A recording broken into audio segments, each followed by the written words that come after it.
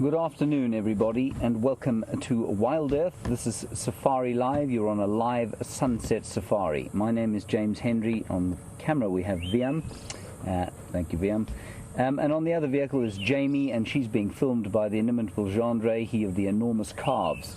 In the final control we have Tara Dales twiddling the knobs, and tweeting the tweets we have Jerry. Eugene is actually lost on the reserve somewhere. We're out here trying to find him. That's not a joke. Also not a joke, and something unfortunately that I have to address this afternoon. For some time we've had the children of the cancer ward in the Dayton Children's Hospital in Ohio watching us. As of yesterday, they are not allowed to watch us anymore, and this unfortunately is because a number of viewers have been trying to get hold of the hospital and contacting them. I'm sure it's with the best will in the world. Unfortunately, there are enormous privacy issues around it. Their parents are very concerned, the hospital staff is very concerned, and the children themselves are feeling kind of closed in and afraid by the fact that a number of our viewers have been trying to get hold of the kids at the Dayton Children's Hospital in Ohio. One of their staff members has unfortunately been suspended, and they are now not allowed to watch this anymore. We're in contact with them, of course, but can I please make an appeal to you that should you feel the need, and like I say, I'm sure it's with the best will in the world, should you feel the need to contact those kids, please don't. They are obviously having a dreadful time as it is. They're in a cancer ward because they have cancer. They've lost one of their number quite recently who used to watch and ask questions. And we stopped mentioning where they were from until the naming of the Hippo the other day, and since that people have been trying to contact them again at the Dayton Children's Hospital. Please don't. I ask you from the bottom of my heart, I know it's with the best will in the world, but I ask you to not try and contact the children, their parents, or the hospital. We're hoping to get them back online so that they can watch us. It's some of the only entertainment and joy that they have in what are extremely trying and difficult circumstances. So if I could ask you to respect the privacy of the kids and their parents and the tremendous work that hospital does, we would be tremendously grateful. Thank you very much for that. We're going to hand straight over to Jamie, who's with some buffalo bulls, and I will see you a little bit later, hopefully with some good news on where Eugene has got himself to.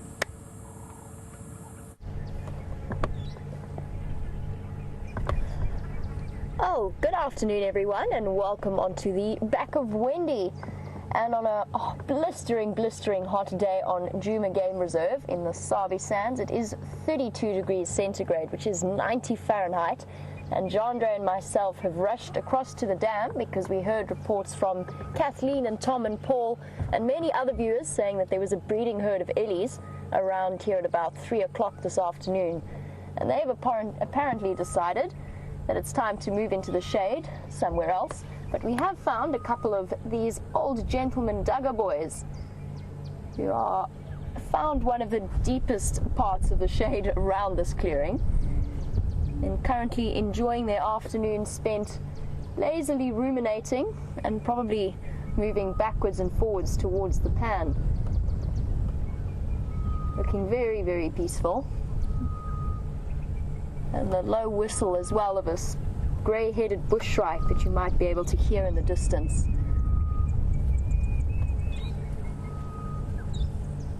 They definitely look like they know exactly what to do on a Saturday afternoon. It's been a day that I've spent in and out of the swimming pool from about 9 o'clock this morning.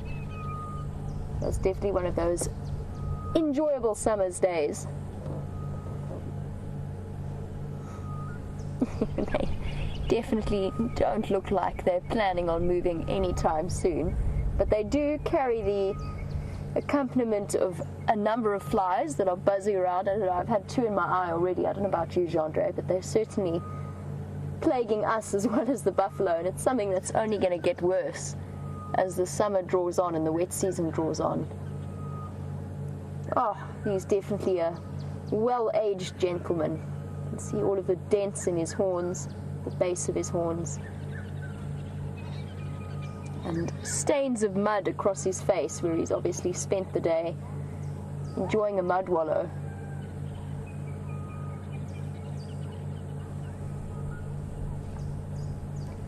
And just to have one more look as we go through at the gentleman on the left. Something we see fairly commonly, but he has broken off his horn at some point. This is not a fresh injury. This is very old, but it's something that many of you will have seen. Oh, oxpecker in the ear, oxpecker in the eye, oxpecker in the other eye. There you go, you can see the ridges quite clearly. You can see it's an old break, it's healed up nicely.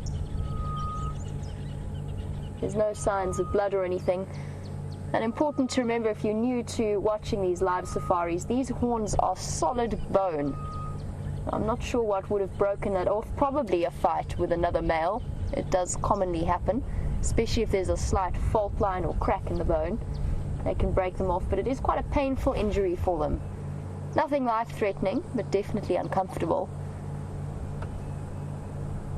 And I'm gonna... the oxpecker's flown off him. I'll get back to oxpeckers in a moment. Look at the wrinkles on his neck. There we go. Have a look at the oxpecker as they're sort of travelling through. Not popular. Sitting on the crust of mud there, and every now and again you see it open its mouth. It's panting. It's cooling down that way. It's a hot bird. And that's what it's doing. A beautiful, strikingly red beak as he hops around and picks off all the parasites and ticks. But even the birds feel heat, especially on days like today, and especially sitting, sharing all that body heat with the buffalo. Time for a quick preen. And that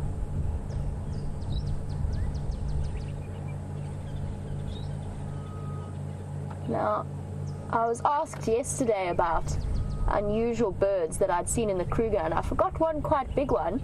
Not a big one, but there are different types of oxpeckers. So Kathy in Tennessee, you were asking about that. We get two kinds. The one that you're currently looking at, that's hopping around the buffalo, is known as a red-billed oxpecker. There is also a yellow-billed oxpecker, which is slightly bigger, and funnily enough has a at least half yellow beak. It's half yellow and half red, and it's a bird that in the past was fairly critically endangered, or at least threatened, and has been brought back by the concerted efforts of conservationists in this area. But you don't often see them. I know some of the viewers will have, and you must count yourself to be very, very lucky if you've seen a yellow-billed oxpeckers on one of these live safaris. I still always keep my eyes out whenever I see a nice big buffalo herd to see if I can spot them. They're a little bit bigger, but not as often. You don't see them as often. The one I saw was very fleeting in passing, sitting on the back of a buffalo, of an impala, sorry. There you go, look at him pant. The bird sitting on the buffalo's shoulder on the right. It's got its mouth wide open. It is so warm. And if we look at the one on the left, just for the moment, oh, as he heard me, flew away because I was talking about him. Well, have a look at all of the oxpeckers that you see around and about. They have very stiffened tails, and it's something that we see in things like woodpeckers as well. Birds that are adapted to hopping around on almost vertical surfaces and then supporting themselves on it. And their tail feathers are just that much thicker and more supported to provide extra balance, so that they don't have to entirely rely on their feet the whole time. And of course, not only very useful for the buffalo, but useful for people walking in the bush as well, because it's something that you will always see sitting on the back of these Duggar boys. Alrighty, well, I think that we should leave these buffalo boys in peace in their shade and go and see what else we can find. I did hear reports that there were sounds of mating leopards this morning, and that somebody saw them cross into Djuma, and I think it might be time to go and have a look for them, or at least slowly make our way into that area, if I can remember how to start the car. Come on, Wendy. Hey. We got it.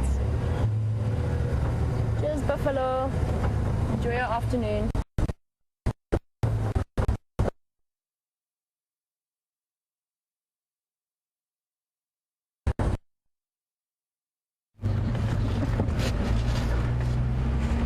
Hello everybody, we are going down towards the Mlawati drainage line. Sorry, I'm discombobulated by the crash cut to us. We are hoping desperately now, we haven't found Eugene, we've given up on him. We're going to try and find the mating leopards from this morning.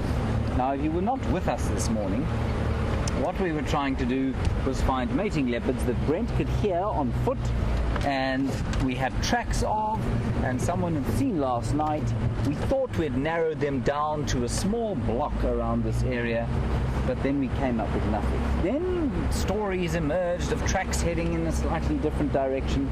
Anyway, the point is that we're in the area, we're trying to find mating leopards. We could use all of your good thoughts and wishes to try and find them in this area. Now, it's been a hot day. It's not the hottest we've had, but certainly pretty close to it. Probably pushing 37 degrees Celsius, which is about 5 million Fahrenheit. And so that means that the leopards would not have moved a great deal, I don't think, during the day. They would have lain down in the shade. There would probably have been some seduction from old Karula, probably the odd mating event, but in the heat of the day I don't think they would have mated necessarily as often as they would otherwise when it's a bit cooler.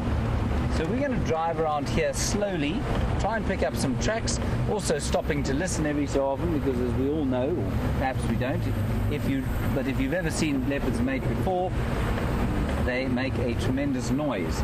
It's not a quiet affair, and so the deep throaty growl that you can hear from both male and female should be audible from pretty close by.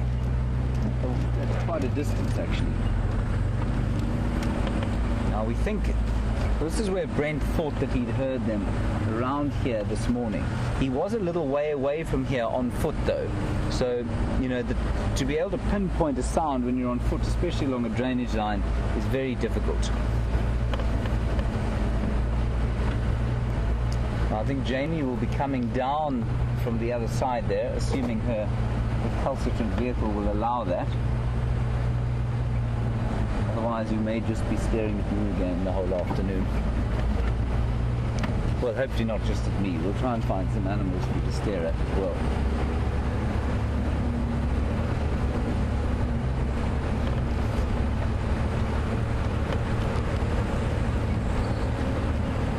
So we'll pop along this road, we'll do a kind of loop around this general vicinity, see if we don't get lucky. And one always looks in these big trees like that scotia over there, that weeping boerbean, hoping to see them draped from the boughs. There are no leopards draped in that tree just yet. Maybe later on.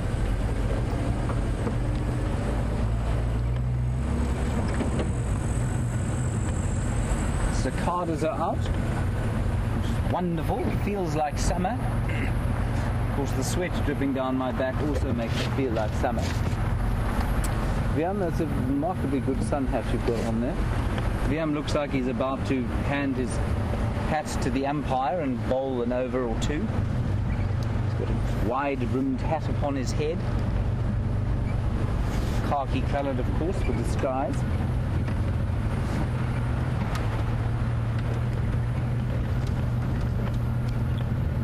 The only other thing to do around this area is try and head towards some water. Now, the mating, of course, that leopards do is very thirsty business. And while leopards don't have to drink, they will drink if they can. Now, the only drinkable water from, well, there are a couple of puddles around, I suppose. There's a puddle at Treehouse Dam. There's also a puddle down at Twin Dams. Maybe they'll head towards there to try and drink a bit of water. I'm not sure.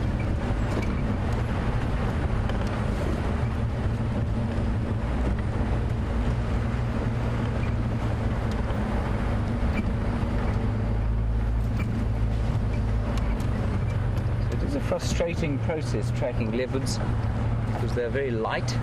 They're not heavy creatures at all, so they don't leave very obvious marks on the road.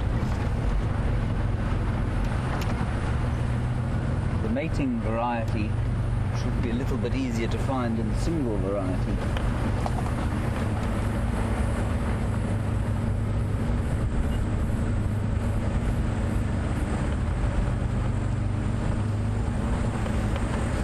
going to stop here in the shade, and I'm going to give you the chance to listen to those leopards and also to hear the cicadas that are calling all the way around us. And of course many of you from North America will know the stories of the cicada that is able to spend 17 years underground sucking on the sap of a root of a tree and then emerging in full splendor to sing his fairly strident buzzing song. And how the females discern one male from the other is a mystery beyond the human ear, because to me it all sounds rather the same. It's only the males that make that noise, by the way, not the females. They don't have the apparatus for it. They don't have the equipment. No sound of mating leopards yet.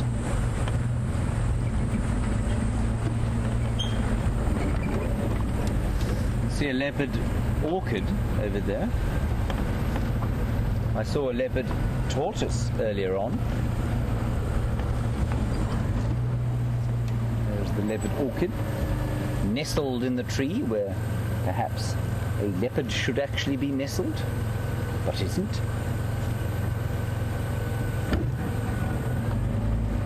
All right, while we carry on the checking around for hopefully a mating pair, Jamie's out back up and running, so we'll head across to her and I'll see you just now.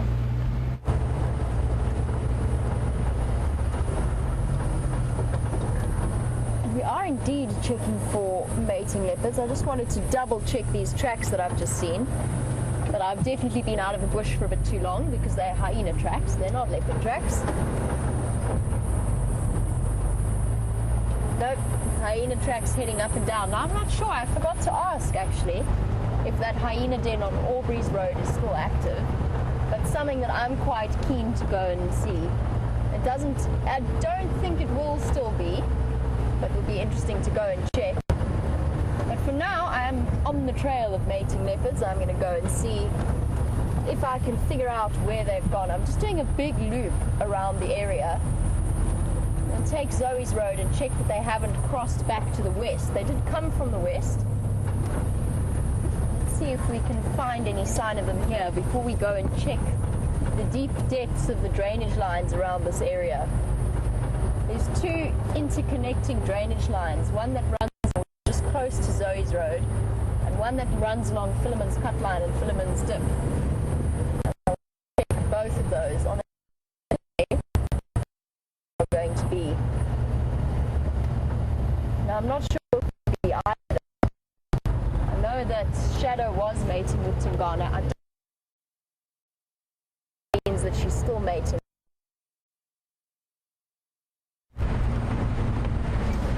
Right, back with us. Jamie's having a little bit of trouble. Very unfair on her, especially so early in her work cycle. Still, so it goes. Such are the trials of broadcasting high definition out of the wilderness of the Greater Kruger National Park. And the reason I'm still driving around like this, of course, is because I have not found the leopards yet. But we are holding thumbs. I think Ephraim from Cheetah Plains is coming into the area to help us out. Whoops. Out your heads, everyone. Hopefully we'll find one or two other animals as we go.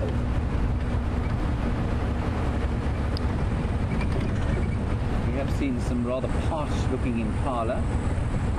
They of course are extremely water dependent, so they will need to find water. But as we had a wonderful question yesterday morning about puddles and whether animals will drink from the puddles, and it was asked as we managed to find some buffalo drinking out of a puddle. So while it's not obvious, after the rain that we've had, there is water in the blocks here, just sitting in kind of pans or little depressions of clay that hold water, and while you and I certainly wouldn't dip our faces into such water, we'd be sick for days, the animals out here of course can handle that kind of, all the bacteria and the bits and pieces that come out in dirty water, and they will happily drink that. Maybe that's what those leopards are doing.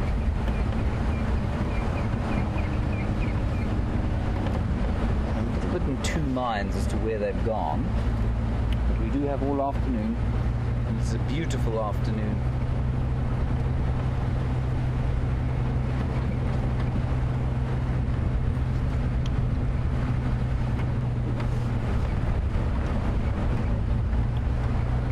around here. I think that's the best idea for now.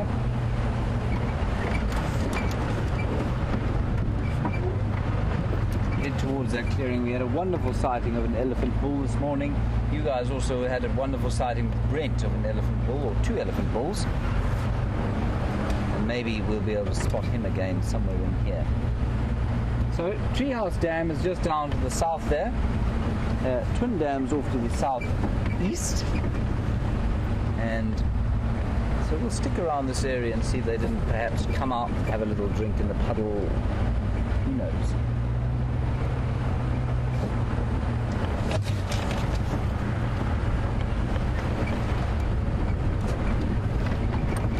An important question asked this morning about drainage lines and what a drainage line is, and is it a dry riverbed? It is indeed a dry riverbed, and so when you hear me talk about drainage lines, I'm talking about an area like this that Liam will show you. It's an area that perhaps used to carry quite a lot of water during a time when this area was a lot wetter than it is now, and indeed this used to be a sea at one stage. Many millions of years ago, before tectonic activity basically folded it in on itself and turned it at about 90 degrees. And that would have resulted, I think, in quite a lot of river development. And many of these rivers, of course, only flow after the most extreme rains. Otherwise, they're just these really nice, especially great places to walk, and especially fertile, normally for leopards. If they happen to be walking along, they'll choose to do it in a drainage line quite often. And hear some ring-necked doves calling, further cicada noises, no leopards.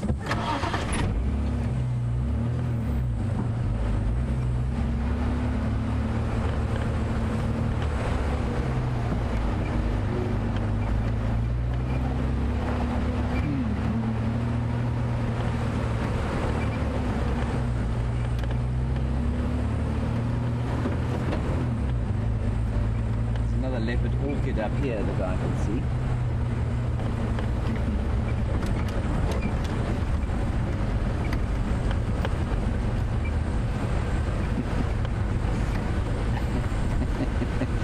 Now, in South Africa, Halloween is not an enormous holiday, not quite like it is in the United States.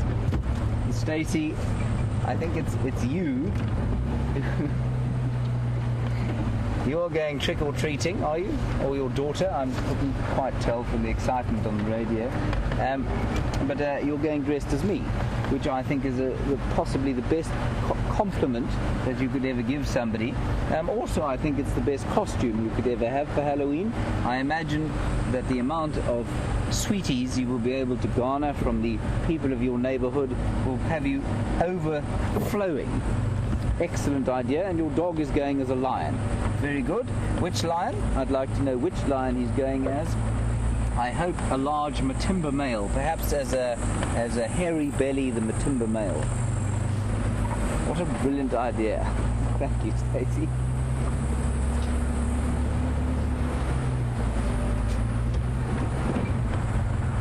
And apparently there is a photograph of this child dressed as me. Perhaps they could tweet that. No, we don't have a photo. Please send through a photograph. Hashtag Safari Live. Live and interactive, as I say. Questions and comments, same thing. Hashtag Safari Live. But please hashtag a photograph of this child dressed as me and the dog dressed as a Matimba male lion. Yes, I think I want to see it. I certainly think that everybody else in the camp definitely wants to see it. I think I also want to see it. I think wonderful idea.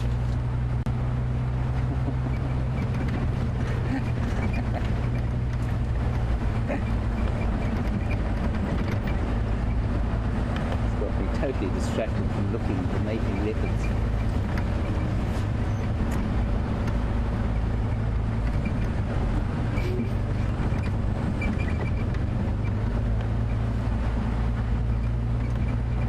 Drive to the top of the crest here and then stop and have another listen.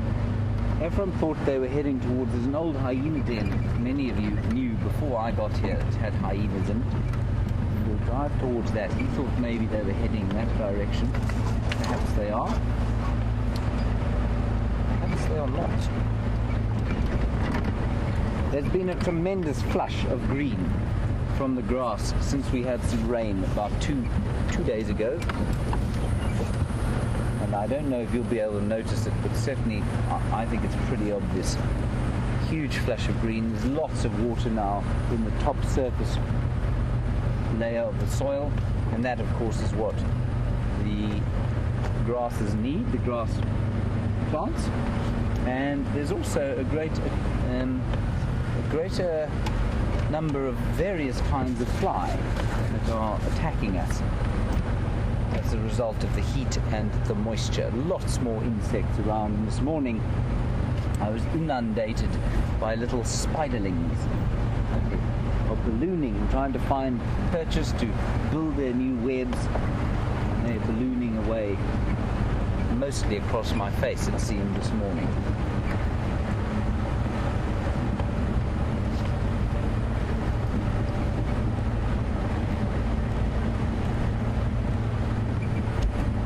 Every termite mound is starting to look like a leopard.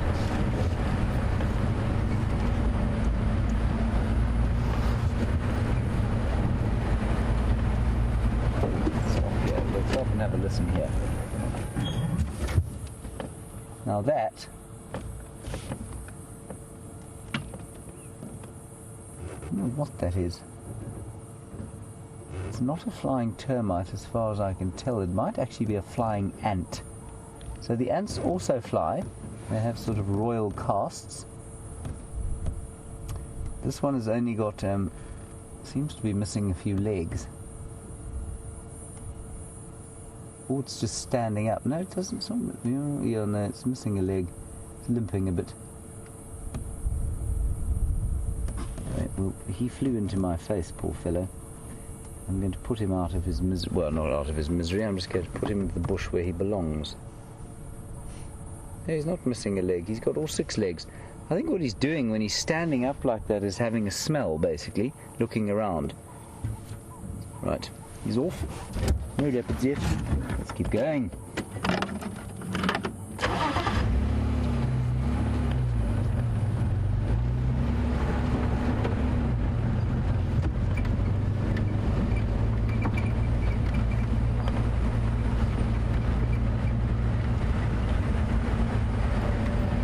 Liam, what do you think? Where are they?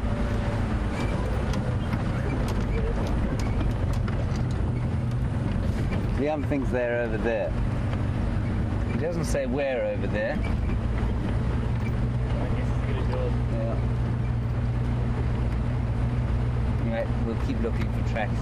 It's a lovely, glorious afternoon, so even if we don't find them, it's just very nice to spend some time out here. Hardly call this work, really.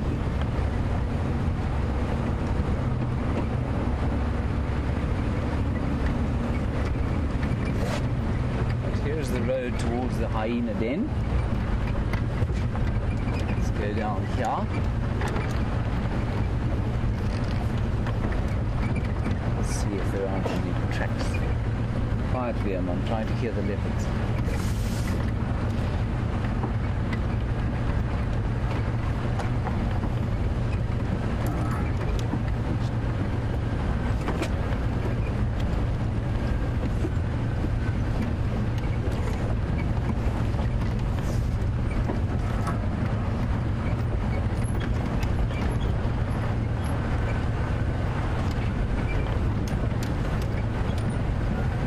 Now, obviously we do a lot of looking for the bigger stuff out here, but there are very, very many hundreds of interesting little creatures like the giant land snail. And Cecilia and Maryland, you want to know if they're coming out yet. I haven't seen any. Apparently they do live quite a long time, up to 15 years in some cases.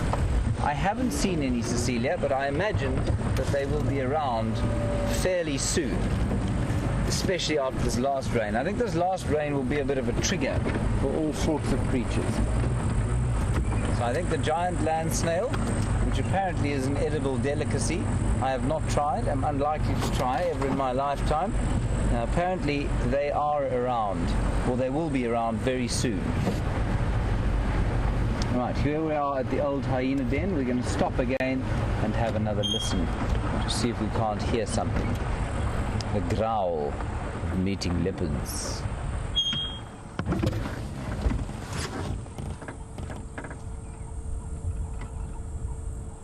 It would be so exciting to hear them.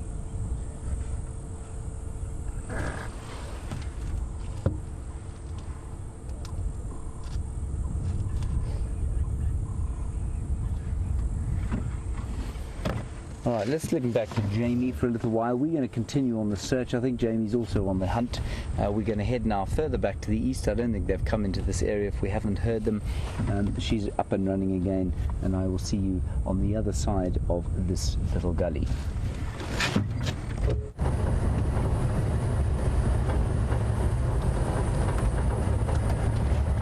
Back once again on the back of Wendy, and I think that with some seriously technological thinking from Jean-Dre, we might have fixed whatever's been happening, which is why you keep losing me every now and again, probably in mid-sentence half the time. I don't even remember what I was saying before, but we'll continue with a different topic of conversation. Jean-Dre figured out that we might have a slight heat problem happening in the back of Wendy. Sort of. I'm simplifying it a lot. He had to simplify it a lot for me as well. And we're still on our mission to find those mating leopards. Now everything should be in the shade, so that's on our side. We know to go and check the drainage lines and all those sneaky kinds of places. Amazing how quiet it is out here, and I think that's mostly to do with the heat, but it's also because just in the time I've been gone, with that little bit of rain that Juma had, apparently, everything is now about 3 times as thick as it, or at least it's reduced the visibility by about 3 times since I was last here.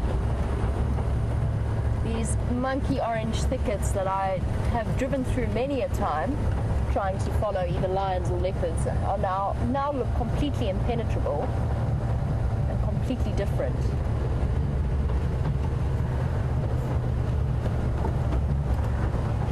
Here a squirrel.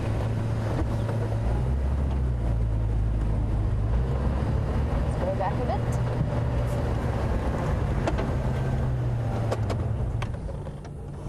bit. Stop for a moment. I'm sure I heard one somewhere off here.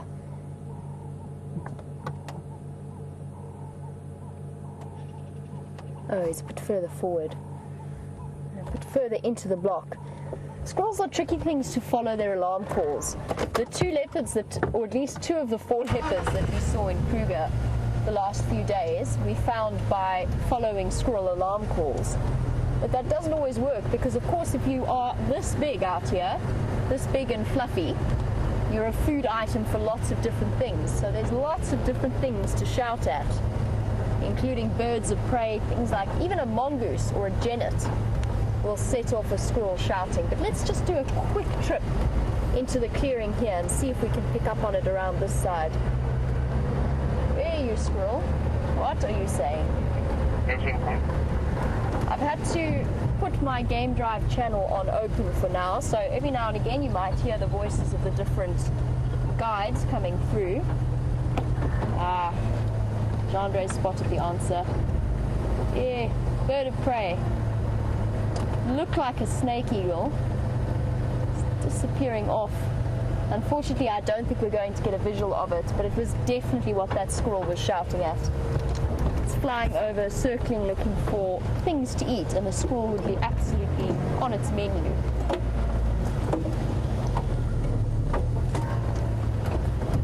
I want to head back towards the drainage lines now that we've clarified what that squirrel was all about.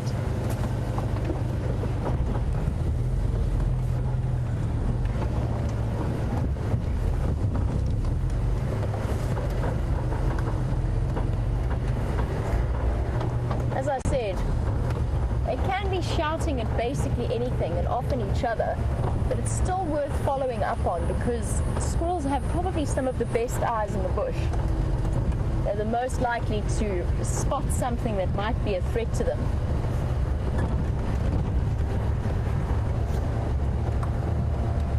interesting though that they call it leopards, because for the most part, leopards are not really a threat to them. Yes, a leopard of sort of Sindile's age would definitely go out and practice his hunting skills on a squirrel. For the most part, the adults will walk past them without really bothering, unless that squirrel is right on top of them. But they still let us know that there's predators around.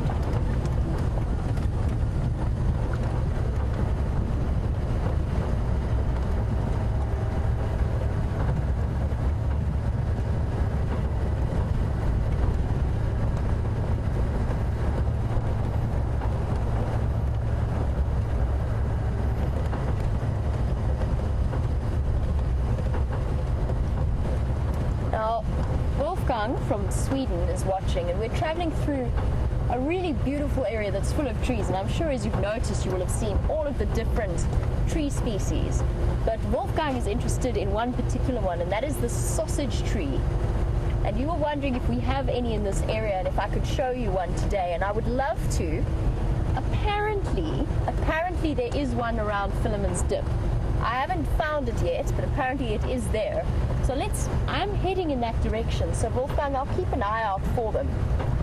And for those of you who are new to the area or new to these game drives, a sausage tree is a type of tree that grows these incredible fruits. Caught you?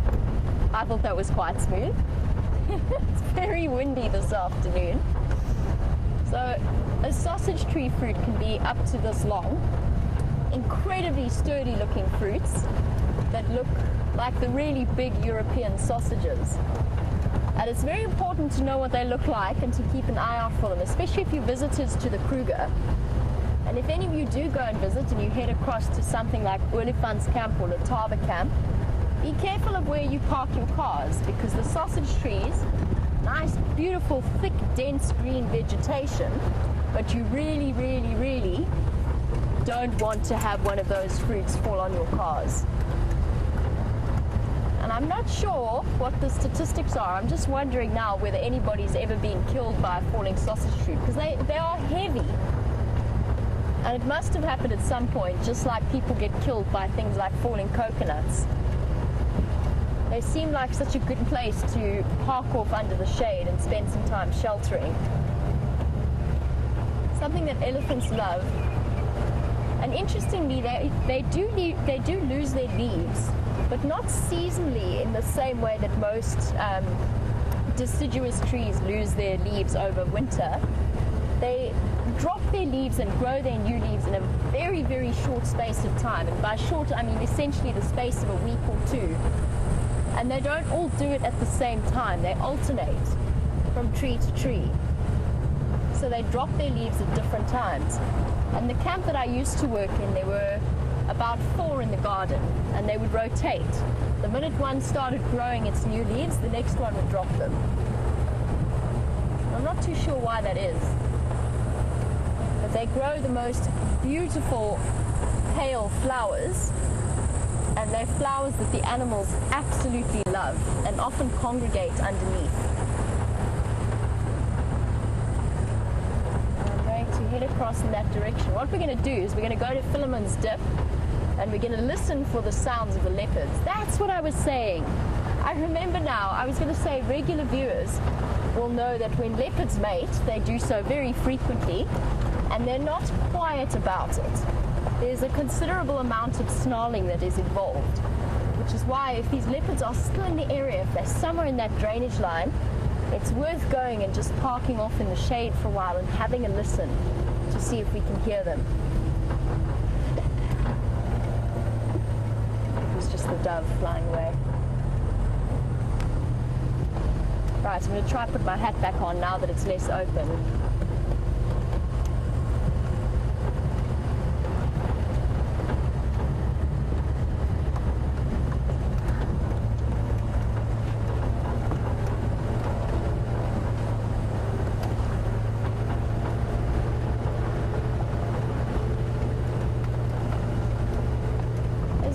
Trundle very slowly through Philemon's Dip and around to the other side. Something that you've always got to make sure you do, first of all, you travel very slowly in these kind of reserves because otherwise you're going to miss things. But you also always run the risk of running something over. Now yesterday we had quite the terrapin-filled drive. I think we stopped at 4 different individuals, possibly 5, I don't remember. And we had some really interesting discussions about the various terrapins. But Mercedes, you were wondering, we saw them in the middle of the road moving very slowly. You were wondering if they ever become roadkill. The answer is generally in areas like this, such as the Sabi Sands. It happens, but it's quite unusual. Driving through puddles and stuff like that, you've got to do slowly so that they can surf out the other side. You don't go racing through puddles. But for the most part, people who work in these kind of areas are very aware. Somewhere where it does happen quite frequently, and it's actually something that we drove past when we were in Kruger, is because people who drive around in Kruger don't obey the speed limit all the time, although there's a lot of enforcement that happens in that area. They don't always obey the speed limit, and they don't necessarily always know what they're doing, especially if they're looking for, with great excitement for animals. And then tortoises and terrapins do become roadkill, and it's something that needs plenty of awareness from drivers.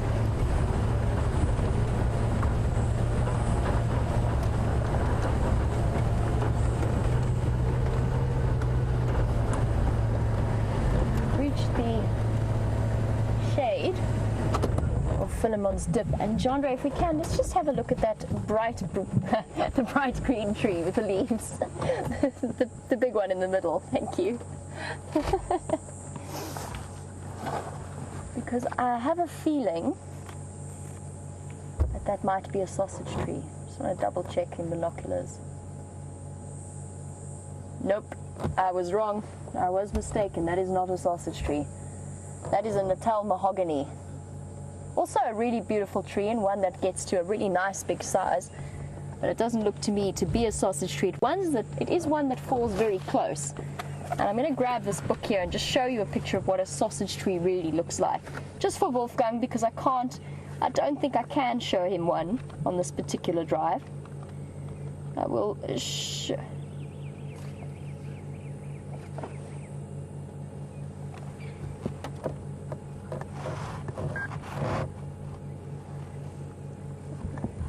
This is the sausage tree that we're looking at, or the one that I want to find.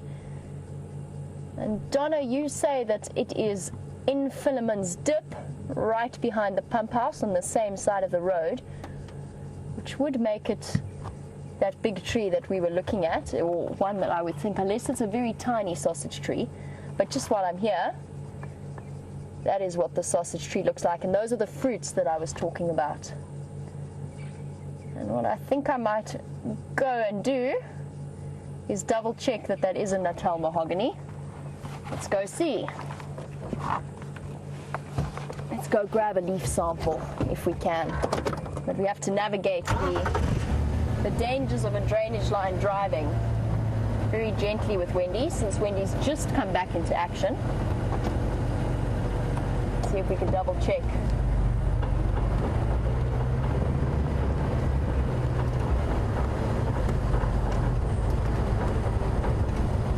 I've also been listening whilst I've been talking for any sounds of mating leopards.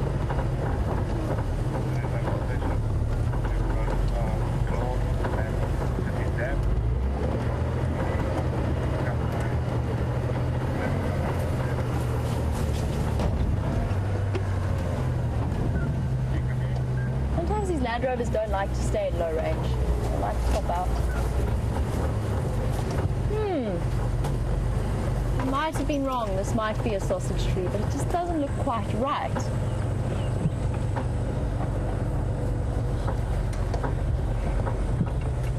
Okay, well there we go. Nope, this is the sausage tree I was looking at. It's just got a slightly different growth form to the one I was expecting. The leaves are a little bit sharper.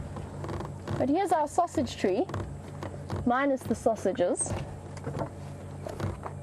Now, as far as I know,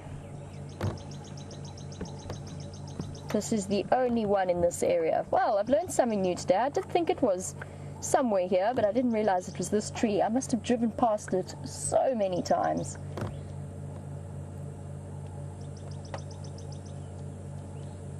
We'll have to keep an eye out for them. Beautiful big tree. Interestingly, the bark of this particular tree is used as a treatment for pneumonia. I'm not sure how they use it, but it's something that does come with its own painkiller as well. And those huge sausages, which I don't see any, it doesn't seem to be fruiting. Those huge sausages are used in lots of different treatments, from anything from syphilis to rheumatism and even acne. It's something that's considered very, very important medicinally. It's also loved, as I said, the animals love the flowers that pop out, and they usually flower around August, September. This one hasn't. I haven't seen this one flowering this year. Beautiful tree. Well, there we go.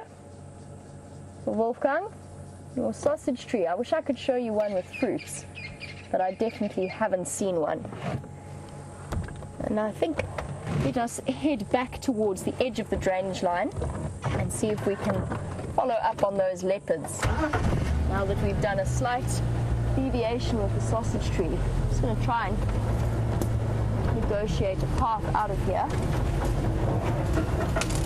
This is one of the only sausage trees I've seen in this area, which is interesting. It must be that the soil is not quite, the soil and the growth conditions are not quite right for it as a tree species. There's lots of other competition coming from things like bush willows, which are the dominant species around here.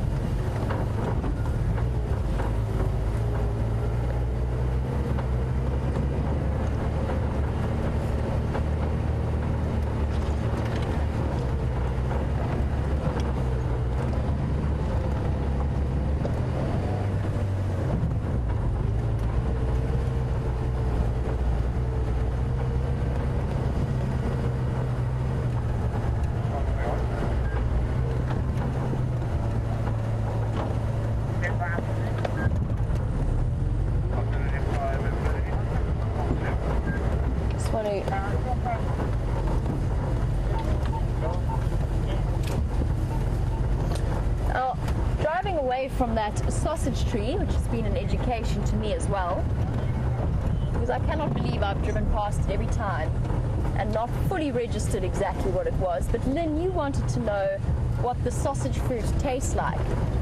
And I have to be honest, I've never eaten it before. I have eaten things like baobab fruit, and baobab fruit is absolutely delicious. And I imagine it has quite a similar dry texture. Baobab fruit is almost crumbly when you get to eat it. It's not soft and fleshy like marula fruit. And somehow I imagine that is what sausage fruit is like. But I've never tasted it. It's something I've always wanted to do and never got around to. So I'll have to try it. And then I can use it to treat whatever particular ailment I have at the time. Maybe it'll help the hay fever go away as well, the springtime hay fever.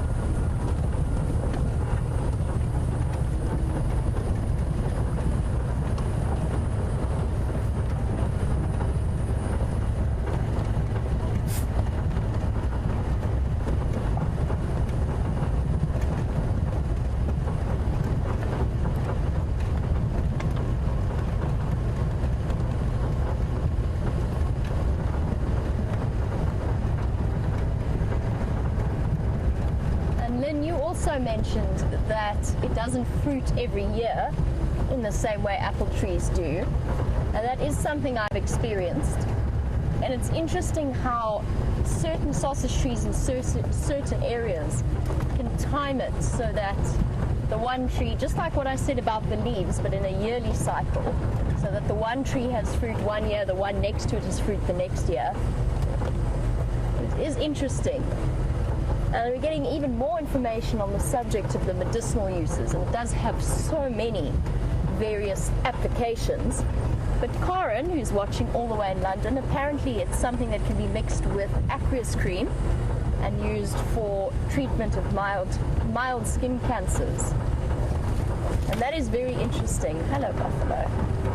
Something that my dad's picked up my dad's a pathologist who works in Johannesburg, and something that he's said that they're seeing more and more of is skin cancers in young people around the age of 25 to 30, far more than they've ever seen in previous years.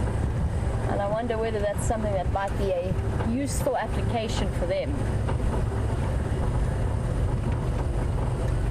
Hello, buffles.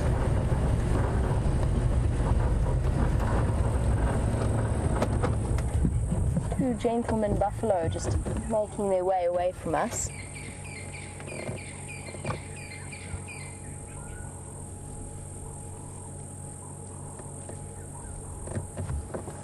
Quite probably, almost definitely I would say, on their way to the Djuma waterhole to go and have a drink in the late afternoon.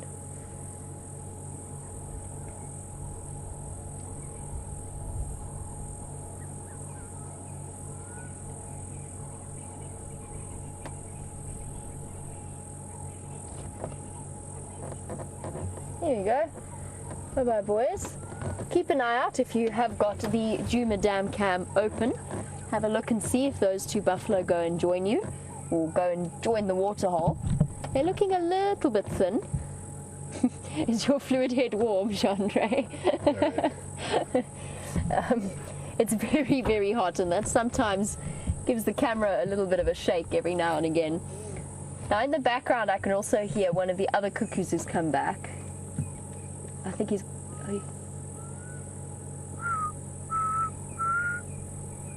meant to be saying, "I'm so sad." I've never actually found out why it is the reason that the African black cuckoo sings that he is so sad all the time. But it's one of the calls that we've only just started hearing again. And definitely one of the nicest ones.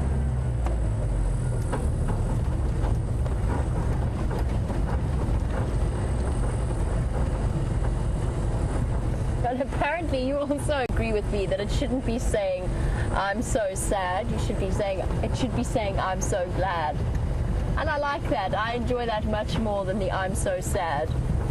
It's interesting how so often the interpretations, the way that people remember bird songs, is to give them words. And that makes sense. It works the best in terms of remembering things. But I don't know why so many of them have to have a negative bit to them. Like the "I'm so sad" cuckoo, and the, what's the other one? The emerald spotted wood dove, that's meant to be saying, "I'm sad, sad, sad, sad, sad, sad." Hello, buffalo. We've met up with our gentleman buffalo.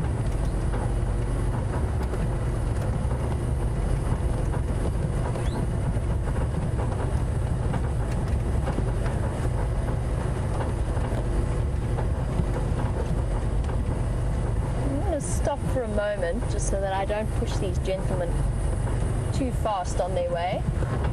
I don't like driving too close behind buffalo, well, behind any animal like this, just because I think they feel a little bit like I'm pushing them. There they go again, looking a little bit thin.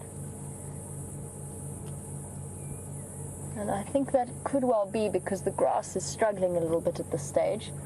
I've seen a lot of thin looking buffalo. Not in peak condition.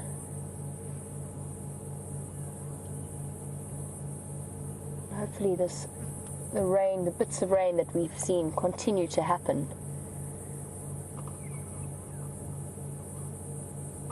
And if they do, something that we will see that will happen soon to supplement the feeding of all of the animals will be the arrival of the various fruits of certain trees, specifically the marula fruits, which are going to happen in the next few months.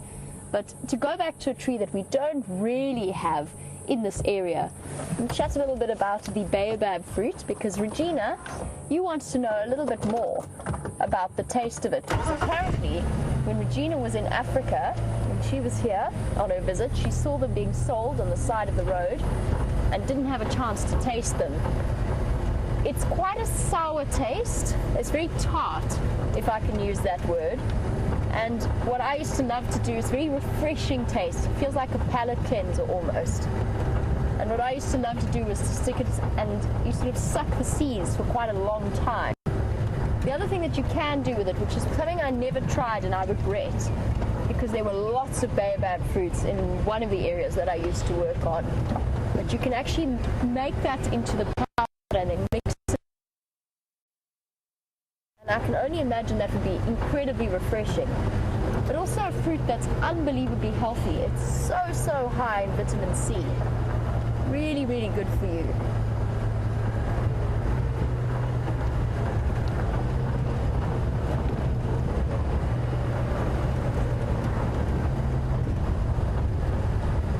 Alrighty, let's go and double check down here. I haven't seen any tracks coming out of this area. That being said, Ingwe Alley is quite a tricky road to see tracks on. It's very grassy with lots of rocks and things.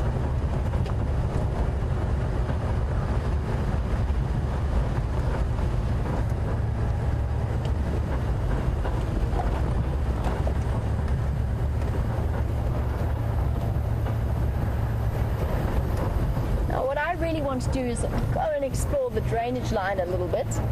And whilst I do that, I think it's time to head back across to James and see what he's been up to. And we can coordinate our search efforts in our search for these felines. I will catch up with you a little bit later. See you then. Well, we have come to the far east now. Jamie is in the area. I have driven all the roads around where those leopards were, so we're just taking a chance. We've come to the far east. I'm sure she'll stay around there, so we'll look around here and see if there isn't anything close by. We are heading towards Buffelshoek Dam. Of course, the only remaining well, there is some water at Djuma Dam, of course, in that little pan, but we're heading towards Buffelshoek Dam, which is the only kind of large body of water left on Djuma. The flies are out in great profusion, as you can see. Otherwise, we have not seen a great deal since I last saw you. We did see one buffalo bull who disappeared into the bush. We saw a small herd of impala who disappeared onto onto a little Gowrie, the property to the south of us. And yes, that's about it really since I last saw you. But I'm very pleased to see that Wendy is clearly working again. And Viam and I were just discussing some possible Halloween outfits for ourselves. We've come up with two. We may put them on by the time the drive comes to an end. So that's something perhaps to look forward to.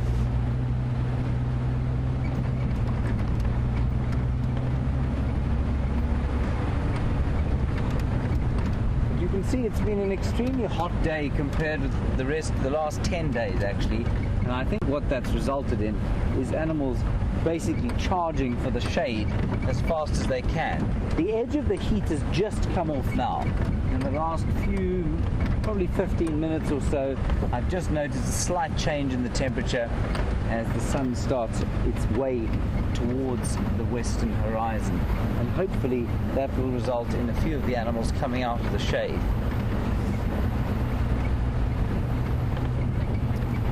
Because at the moment, not much other than flies to look at. Plenty of trees, of course.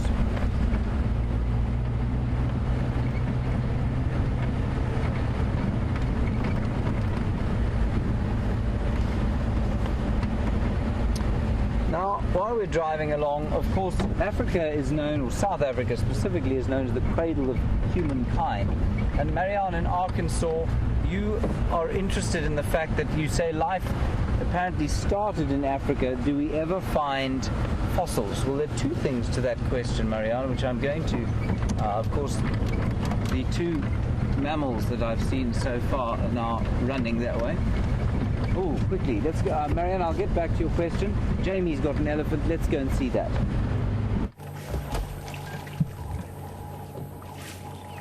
Look what we found just around the corner. An elephant having a wonderful time in the mud. I almost wish that I could join him. It looks like so much fun. Oh, yes. Oh, is that wonderful?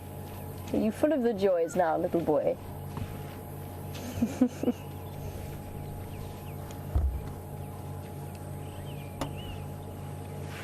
That was very sweet.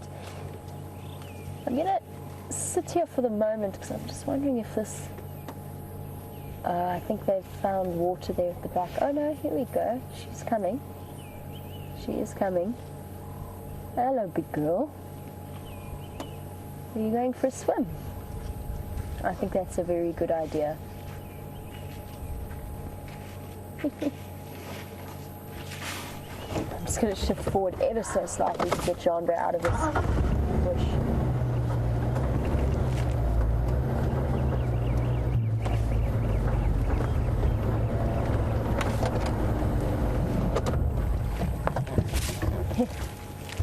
Eddies are having an amazing time.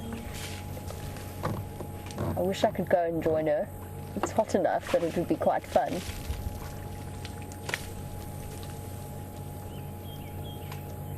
And of course, elephants do this to cool down, splatter themselves with nice cool mud, but I also think they love doing it. I honestly think they have fun doing it. And there's quite the technique to it. It must be tricky to wrap your trunk around mud and water like that and then get it into the places you want to have it. Here comes little one to join. There's a technique to flicking your trunk just right to get the mud where you want it. Hello, baby. You coming to join in?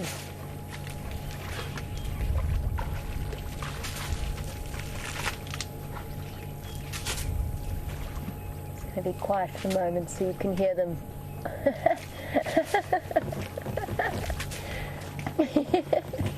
Head first into the mud. Oh, that's so cute. Oh, even got covered in mud from Mom.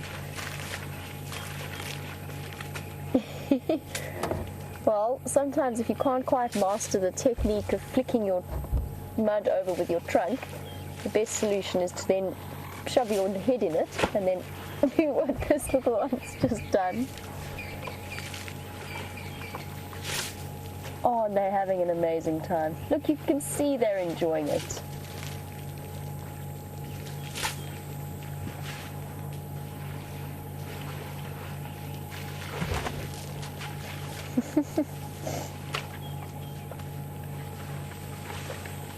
Up we get. That side's done.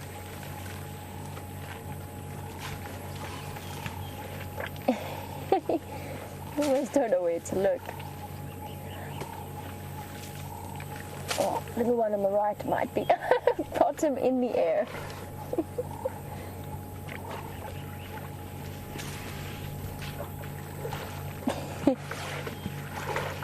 Sometimes it just takes that little bit of maneuvering to get all the parts covered.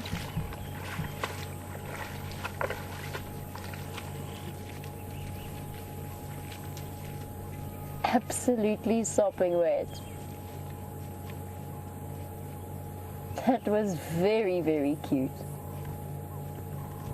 I wonder, Chandra, I can't see from my angle. Are there no more coming this way? Or are they all at that pan at the back? The back pan. Okay. Oh yes, they're moving off. I'm just going to reposition quickly so we can get the herd as they move away. But that was quite the sighting. I love watching elephants play in mud. They have a wonderful time.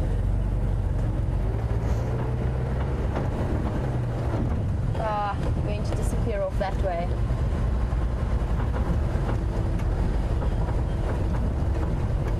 Get around here. I think this particular pan is dry. I think they're going to disappear off very quickly. Might be able to catch up with them in the drainage line. This is where they're disappearing off to. a family of very muddy elephants. How wonderful was that?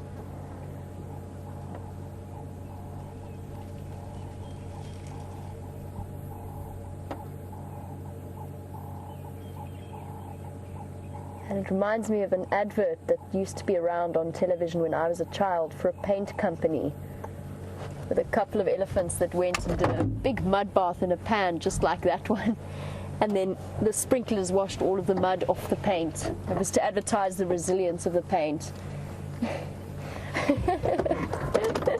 And it came with a very catchy theme tune as well.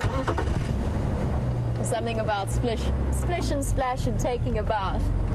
And a very good advert for the resilience of, I can't remember the brand, which is maybe not a good sign, but I was probably about 10 years old at the time.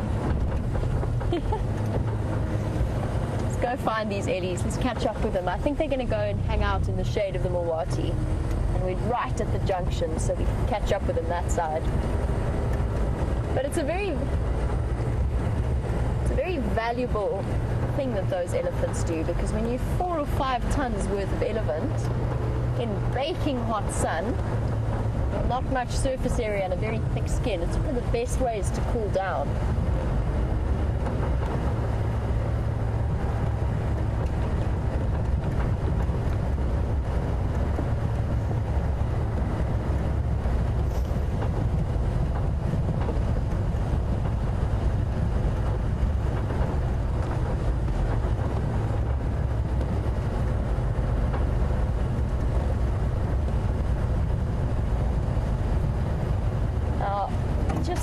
Oh, there's more elephants there. There's Ellies everywhere. How wonderful. Definitely not something to complain about. Now, Patricia in San Diego, Patricia was wondering, with them using their trunks like that and scooping out the mud, do their trunks ever get obstructed in any way or blocked up in any way by mud? And the answer is no, they don't. Oh, there's a warthog going to run across the road. But he's running, he's gone. Very brief visual of a warthog, also covered in mud. Oh, but there's a baby.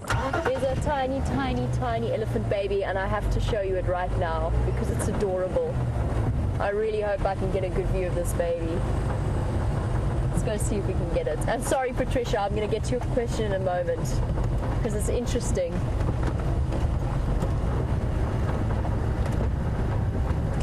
Oh, Baba, don't disappear. Hello, Ellies. Hello, big girls. Come in slowly.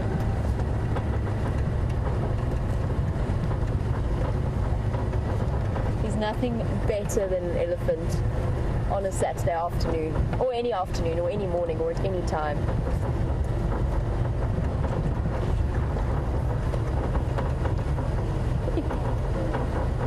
There's nothing that puts a smile on my face quite like Ellies do. I'm going to stop here. Hello, Bubby. You're not the baby I was talking about, but you are very tiny and very cute and slightly uncoordinated.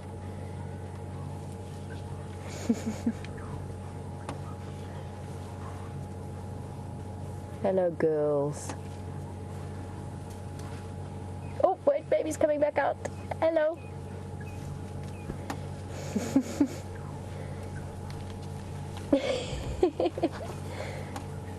I love them at this age.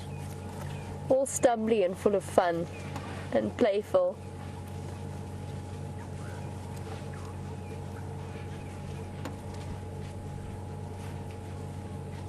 Running up to greet probably Auntie, but I'm not too sure. Could be Mom as well. Might have strayed a little bit further. Running back to reunite. No, I think it might be Mom because he's sticking with her now. Reaching up with that trunk that's so important in their bonding rituals and showing mood.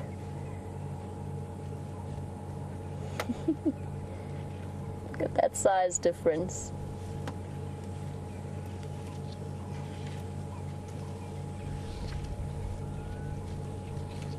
Oh, elephants are wonderful.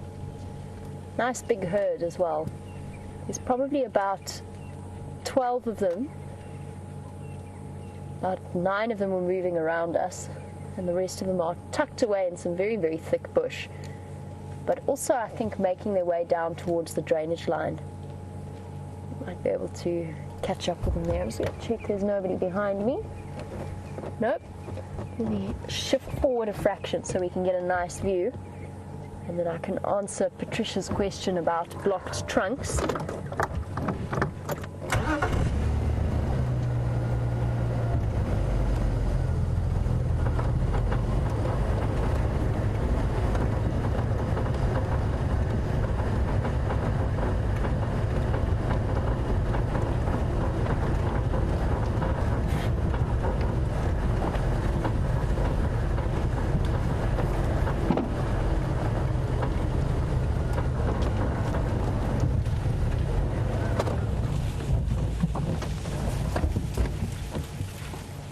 Here we go, back with the baby. Just wanted to concentrate on finding a nice place without upsetting the elephants at all. But as you can see, they are quite content. Now, Patricia, you were wondering about, with all that they use their trunk from, which is anything from feeding to drinking to splashing mud on themselves, do they ever get anything stuck up there? And the answer is, I guess that must happen every now and again, particularly with a thorn. Imagine if you are wrapping your trunk around and it pierces the inside of that sensitive skin.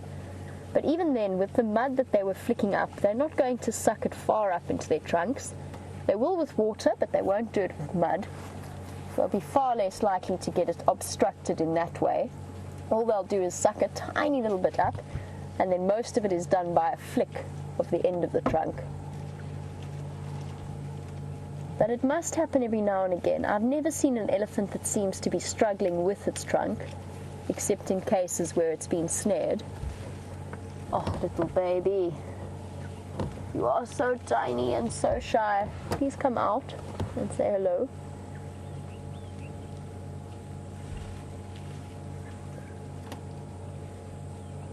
Just that tiny little tail wagging.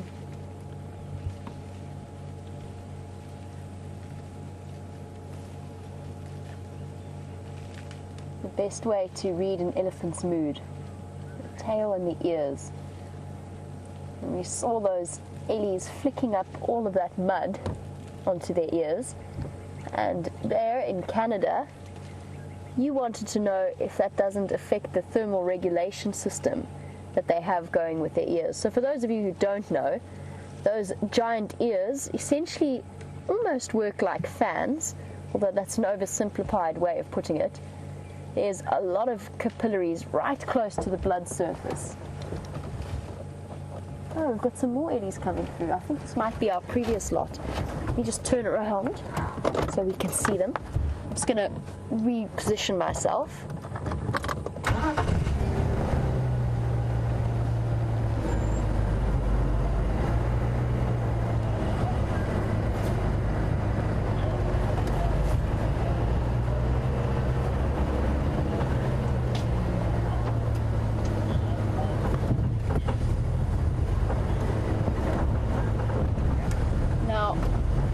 As I was saying about those ears, they're filled with a network of capillary vessels.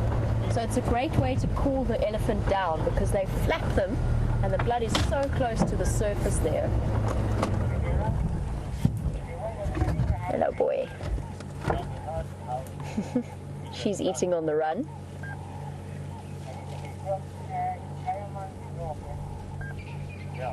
Hello, gorgeous girl.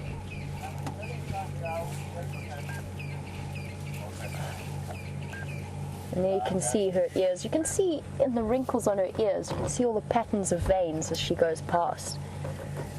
And it's a great cooling mechanism, but no, the mud won't affect them in any way because the mud is so wet.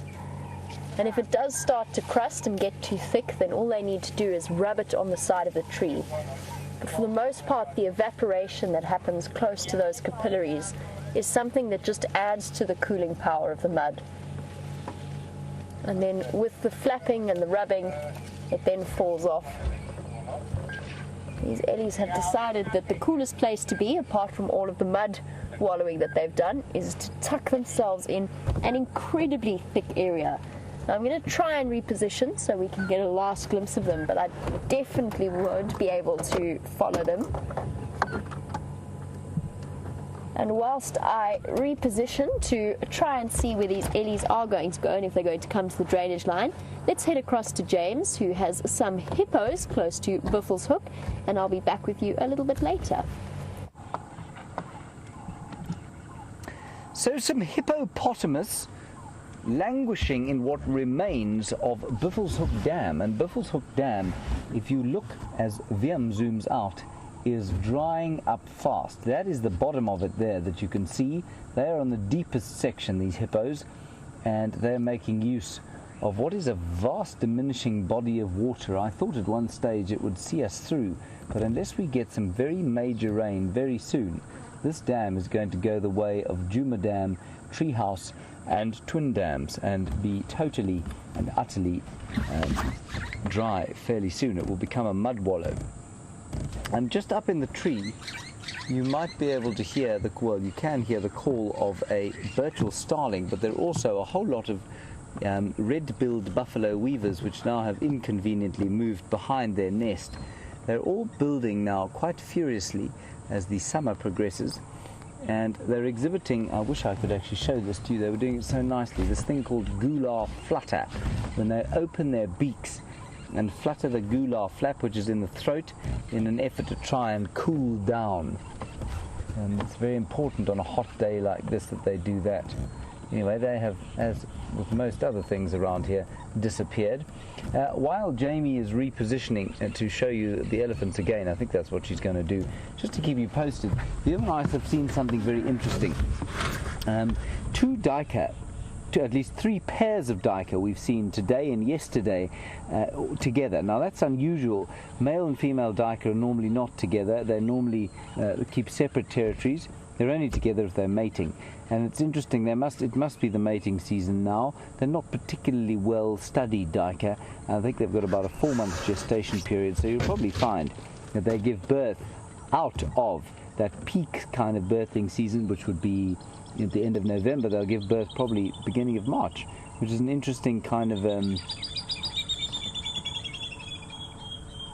hear the water thickneys calling there.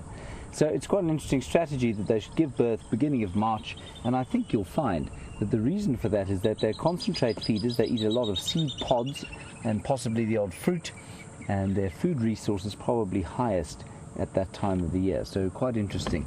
I did see a water thickney and it's now flown away. Anyway, let's go back to the hippo here. Quite interesting little story. We've been discussing whether hippos are or elephants, and it was precipitated by a question about whether elephants are related to whales or not. Now, I didn't think it was. They were. So I went and did a bit of research today. And hippopotamus are the most close relations of the whales. Now, how it worked was 55 million years ago, they had a common ancestor. Now, what that means is the animal that eventually evolved into hippopotamus and into the whales and dolphins, was sort of split into 2 species 55,000 years ago, 55 million years ago. Now, that doesn't mean that hippos are 55 million years old and so are whales. It means that was the last time they had a common ancestor. Now, what that also means is that they are very distantly related. They're not closely related at all. And that animal that split into eventually what was to become the hippo and what was to become the whales was a land-based mammal. And so, look, here, I'm sorry, can you just get up into the nest there? You can see the red-billed buffalo weavers adding sticks to his nest. So what is interesting is that when the reptiles came many, many hundreds of millions of years ago, when the reptiles came out of the water and eventually turned into the dinosaurs, so a few of the dinosaurs evolved into modern mammals. Most of them then evolved into our current mammals that we have around here. Some of them then, this common ancestor of the hippo and the whale, went back into the water. So hippos and whales evolved from mammals that were originally completely terrestrial outside of the water, and they're now obviously not. I don't know if you saw that lovely red-billed buffalo weaver building his nest. There you can hear them going tick tick tick tick tick tick tick tick tick tick tick tick tick tick tick tick tick tick. That is the red-billed buffalo weaver. Okay, I think Buffelshoek Dam has provided us with all the entertainment that it's going to for now. Let us press on. We're going to go north onto the Buffelshoek Cut Line and head west again, possibly go and see what's on Arathusa. We'll see by the time we get there. We had some reports of elephants, reports of the old leopard track as well around that area. So let's go and see what we can find there.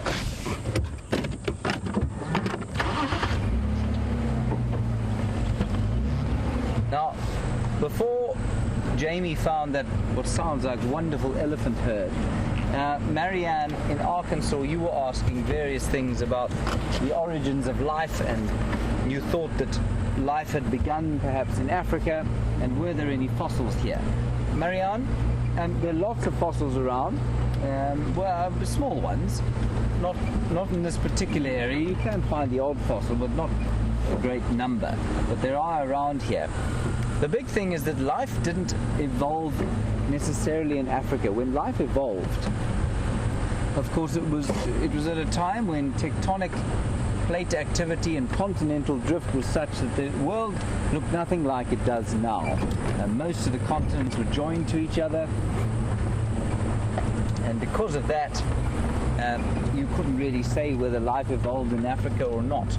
But you can say that human life, certainly anatomically modern human beings, which were about 150,000 years old, evolved here, and many of the hominid and hominin species that were eventually to become human beings evolved in Africa. And there are fossils around the place, not that many in this area, but certainly lots of, I mean, the human remains and hominid remains are huge numbers of them off near Johannesburg in the cave system called the Sterkfontein Caves, just north of Johannesburg.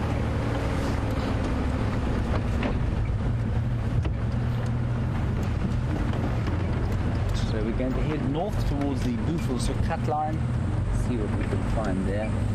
Jamie will continue to look at the leopards, possibly those elephants. Oh, goodness. Dear old Jigger is feeling very bumpy since she returned from hospital.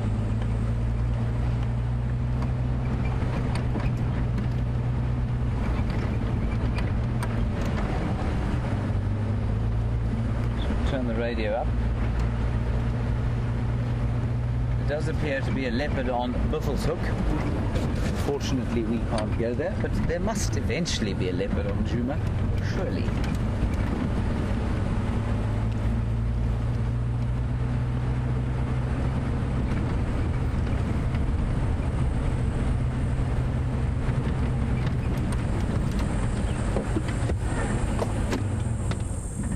Oh, you beastly little bird. You get in there, Vian. That is a Cape glossy starling, and they will be sitting on many of these dead knobthorn trees, mainly because there are holes in them, and those starlings are hole-nesting birds. And I think Steph, 2 days ago or so, found you an African harrier hawk or gymnogene that was trying to rob the nest of its little chicks. And often, I think that starling may well have a nest in the tree that we originally found it in, but it's flown off to try and sort of pull us away, if you like. Birds will often do that to predators. They will try and draw them away from the nest.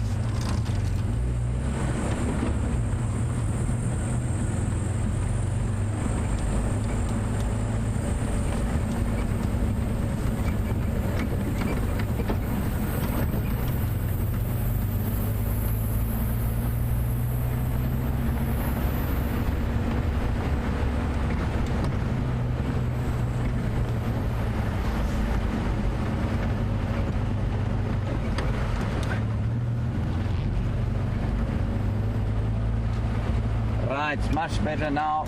We still have found not a great deal. Jamie's back on the elephants. Let's go and see her. Hopefully we'll see you next time with something exciting. Alright. right, big girl. Hi. And as you can see, we have relocated our wonderful elephant family.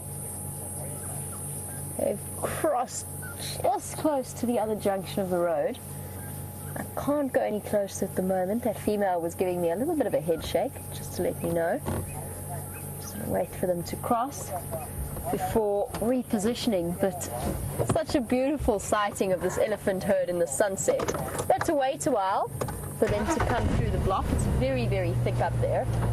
But they've come out pretty much exactly where I expected them to, which is good news.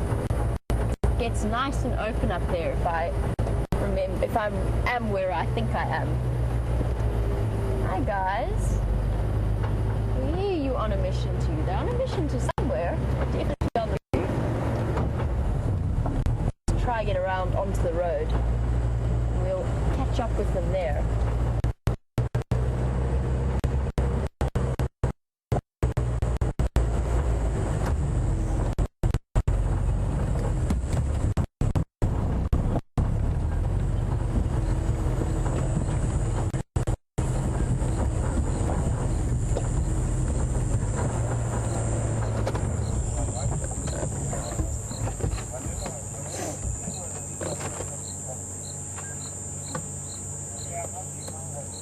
So caught up with these eddies, I do think they're going to be out of our sight fairly soon. But at least we've got to spend some time with them.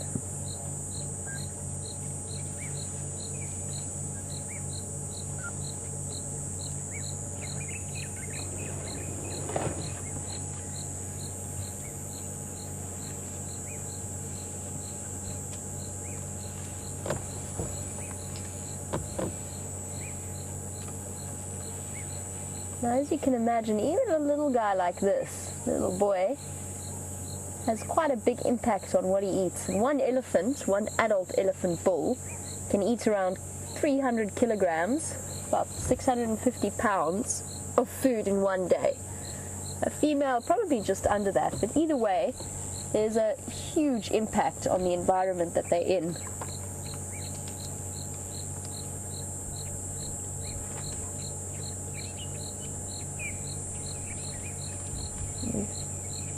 David, who is watching all the way from Oregon, David wanted to know whether or not they devastate the area that they're in, or whether they practice safe conservation practices, so they conserve the food. And David, that's really interesting, and it's a question that has occupied the attention of many a conservationist and an ecologist. In an area like this, naturally, or in a completely open system, where they're free to move as they will. Yes, for the most part they will, and they're actually quite a vital part of the ecosystem. They help to keep the woody layer, so all the trees, from becoming too thick and therefore destroying the grass layer beneath them.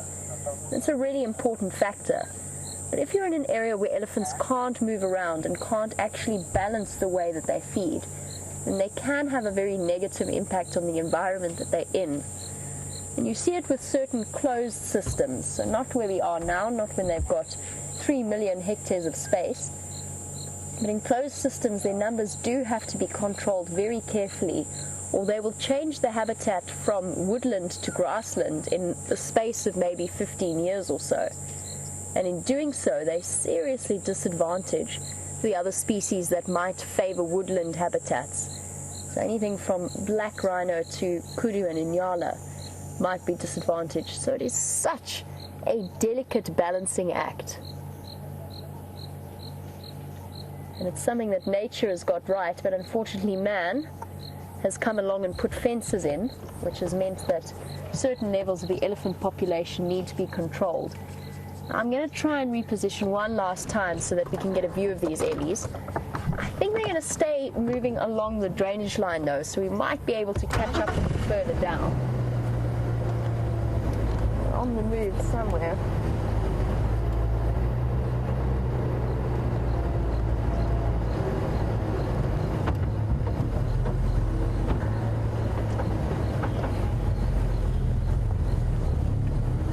The other impacts that elephants have on the habitat, although it's not a majorly negative one, But something that they do is dig holes in drainage lines like the one that we've just come through. And Barbara, you were wondering whether the water table is a little bit low for them to be doing it at the moment, because you haven't seen them do it in a while. And it's something that you used to watch on these live safaris. And the answer to that is probably yes. It has been 2 years now of very dry weather. And it could be that it's got to the point where it is just that little bit too low. It would take a lot of effort for them. Hello, little one. It's my favorite elephant look. The down the nose stare. Yes, okay, off you go to mom.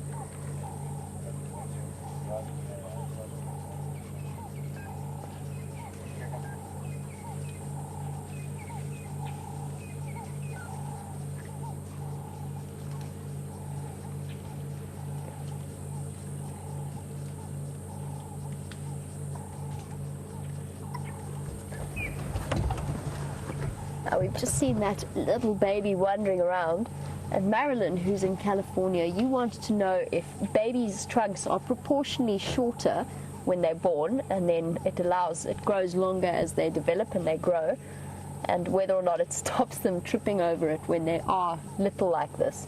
And I think that's definitely a factor. We'll try and get us a better view quickly as I answer Marilyn's question, maybe of the baby's trunk.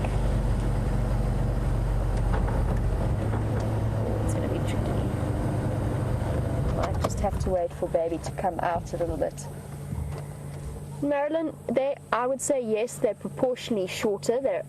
I would definitely say they're proportionally thinner than the adult's trunks, and that's because they're not used nearly as much, they're not as relied upon. That baby that we're looking at now is going to suckle right up until 2 years old, and possibly even older. Whereas mom needs to use her trunk for things like this current activity, where she's basically just shoved a tree out of the way, and that requires a little bit more strength and practice. Baby's on his way to see what mom's doing, sniffing with that little trunk.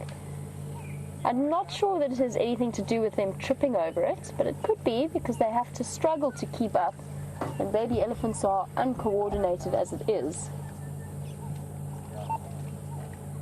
So maybe that's a thought. It's not something I've thought about, but definitely interesting.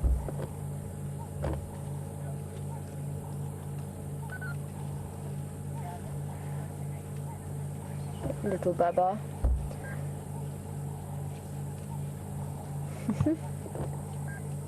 Just hiding out there in the thick bush, trying to investigate what mom is doing. I'm looking for a nice way in, but I don't really see one that isn't going to upset them and just cause them to move away and further into the bush. We'll leave them be as they are. And baby's also, I think she's going for the roots of that guarri tree. And baby's got something in its trunk. I'm not sure what that was. I'm not sure if she managed to get it. It is a little female calf.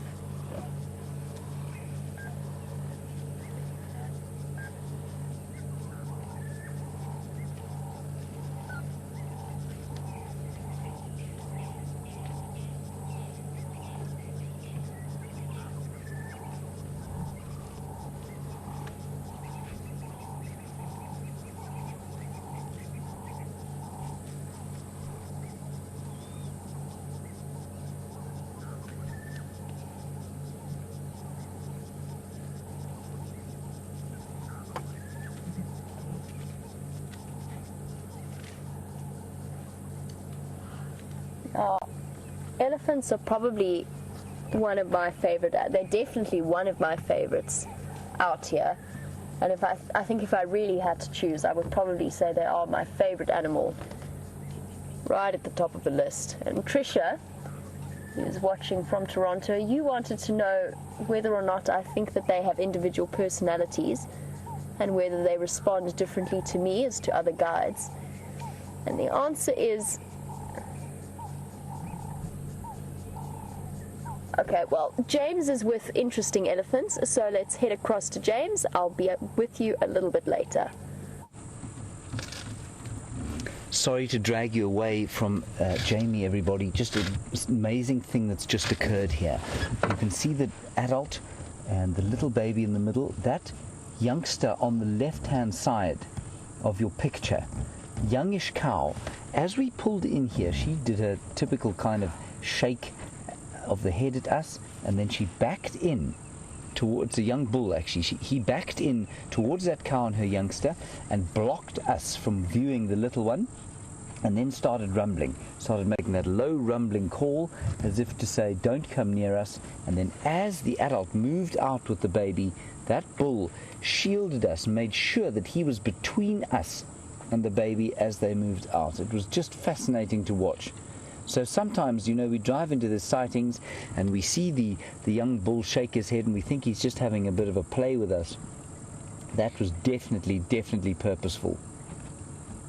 And they're still rumbling at each other. You won't be able to pick it up on your microphone or on your speakers, but they're still going.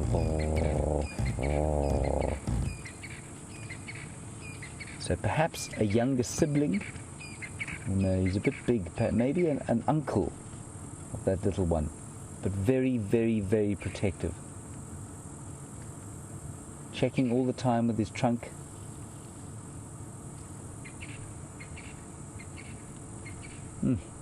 Amazing. Now Viam's going to pop across over the top of my head and show you an even smaller one. This is a really big herd of elephants. There are a whole lot of them up behind us. So what I'm going to do is I'll just do a quick turn here.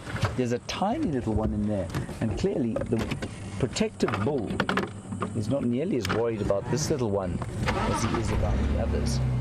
Oh, there we go. As we started the engine, he ran out. I'm just going to get into a position where you can see him.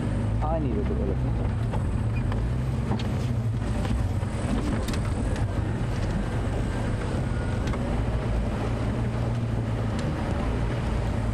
They're very small, well under a year old, just a few months maybe.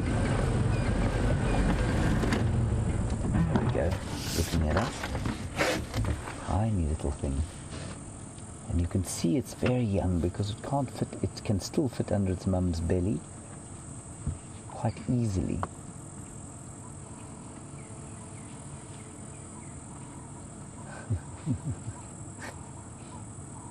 The mother is totally unconcerned by us. It's amazing. So completely different reaction. Those other three that we saw were standing with this lot, and they reacted totally differently. There's so much communication going on between elephants that we have absolutely no idea about, I think. Right, now quickly, before they disappear, the whole herd is going across the boundary into Devil's Hook. Huge herd. We'll just drive up here behind them.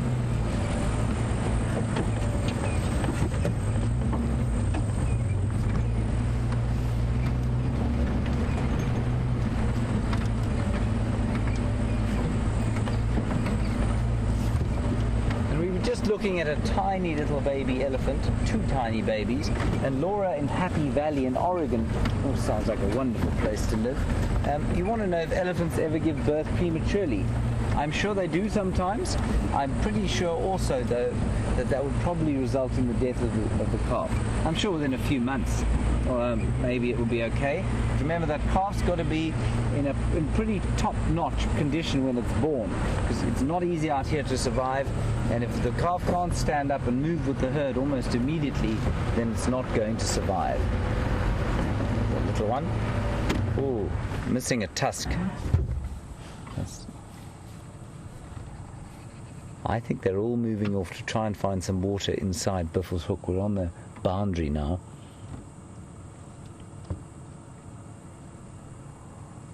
I'll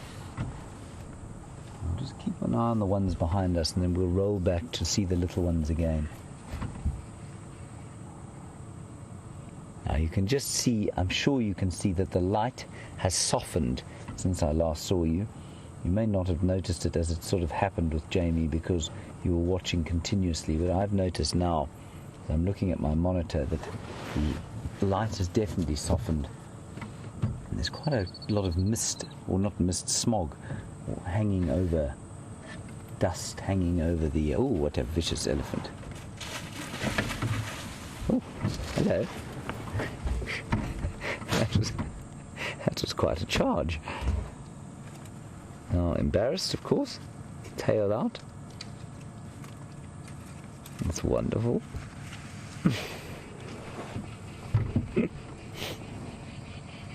Now, I often wonder with these little ones that come charging out of the bush at us, are they doing it of their own volition? Have they been told by one of the older ones to go and have a look? We just can roll back. There we go. Young bull again. He's trying to show us that he's not scared, but in fact he's doing quite the opposite. We'll just keep rolling back towards him. We could turn around at any stage and go back to his herd. We're not blocking him in any way. I'm just going to turn the car slightly so you can see the other little ones coming across.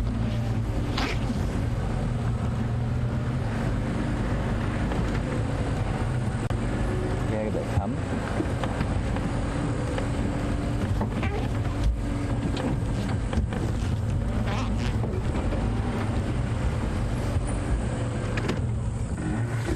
So that one that's on the road there, that's the protective bull.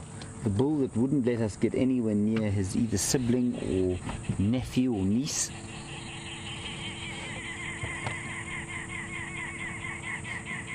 And here comes a tiny little one with his mum, just hiding behind the bush there.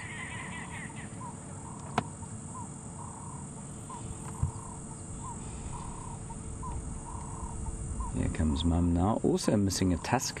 Maybe both tusks. You can see the other side.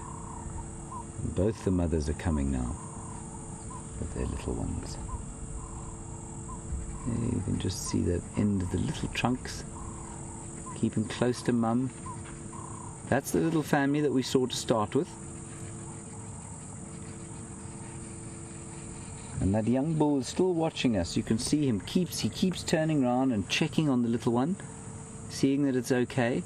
The little one is obviously nervous, staying right next to mum, right between her legs.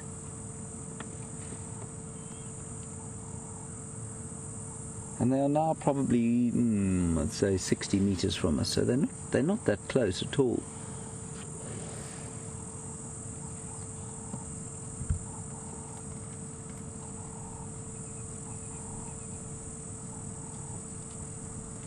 And the others are just about to come across.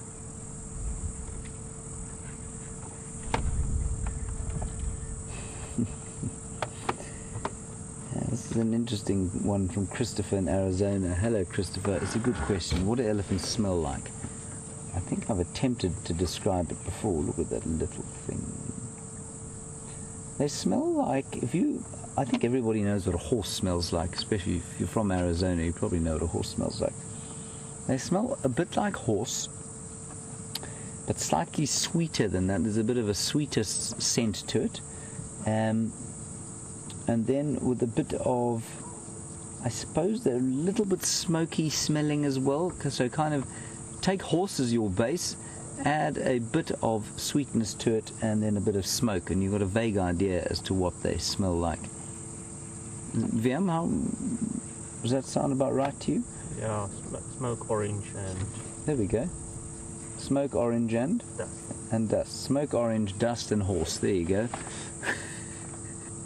Yeah, I think that's a pretty good description. Look at that little one there. So the two little chaps now having a little fight. They're clearly feeling quite confident now. He's playing in the dust, that little thing. They love to play in the dust, the babies. Remember, their trunks don't quite reach the floor unless they lean over. And those games are so important, trying to pick up stones and playing with branches, stretching down to touch the ground, so important to learning how to use that trunk, which takes about 2 years. And eventually they give up and they just faceplant.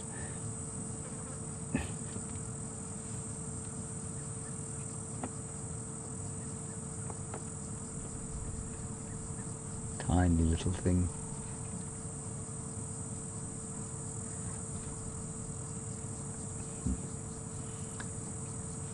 There we go, they'll probably come out now. That road that we're on there, of course, is the northern boundary. Now, boundaries are quite important things, and while we're looking at this elephant disappear over the northern boundary, I must just tell you that the good news is that Eugenius, our technical man, has been found. He was found across 1, 2, 3, 5 boundaries from where he should have been. How he fetched up where he did, the southern reaches of the Sabi Sands, that will be a question that we ask him, possibly over a fairly strong drink this evening he will need when he returns. He's being escorted back as we speak, but we don't really know how on earth he managed to get almost 40 kilometers off the map.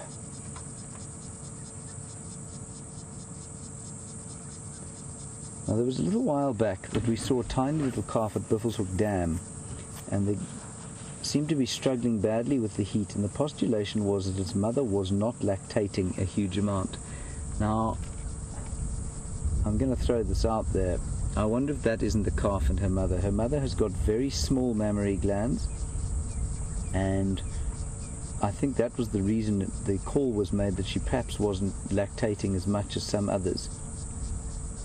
And perhaps that's why the bull is so protective. But I don't think necessarily, as with humans, the size of the mammary glands probably doesn't make a huge difference to how much they can lactate. I wonder if that isn't the same little calf. Anyway, we can't get any closer because they are going next door, unfortunately. So I think we'll continue making our way along the Buffelshoek cut line here. We didn't get as far as Arathusa. We're going to turn down that way and see if we can't get an update of what's been seen there. In the meantime, from the very heavy animal to the very tall animal. I'm not talking about Brent, I'm talking about Jamie, and she's with the giraffe. See you just now.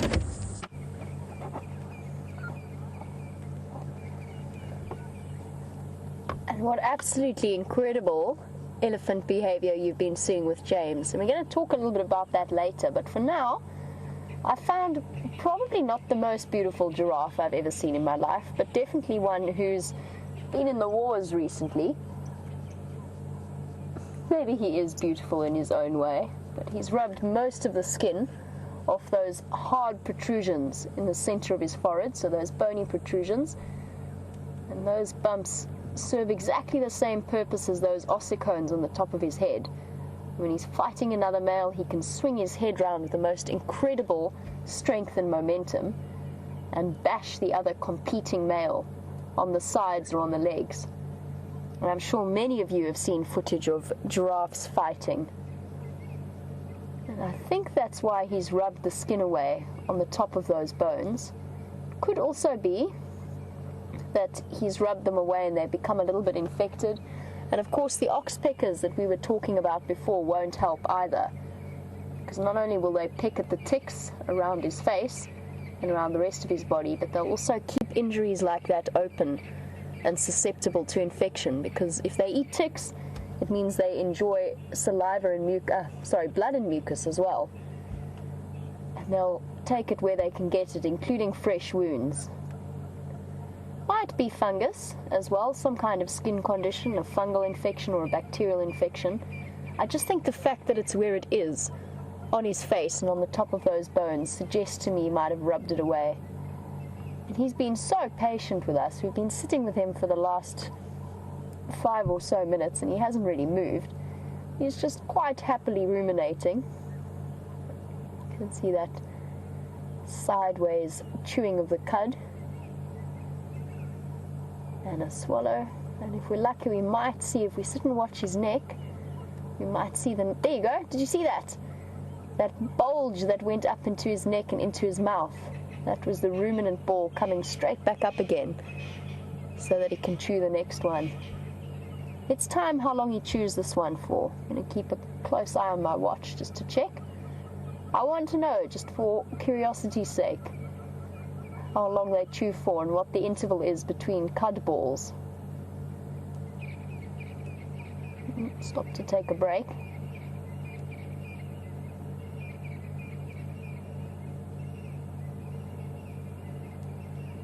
Also switched the rotation of his jaw around, so he's chewing in one. There he goes, swallowed. Does he swallow? Yes. There it goes, up again, next one. That was in the interval of less than a minute. That was about 45 seconds between one cud ball coming up, chewing, swallowing, and bringing the next one into his mouth. That's interesting, something I've never thought about. How often does a giraffe, or how many cud balls does a giraffe have to chew like that?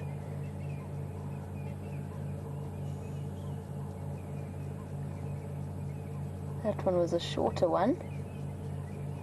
There goes the next one.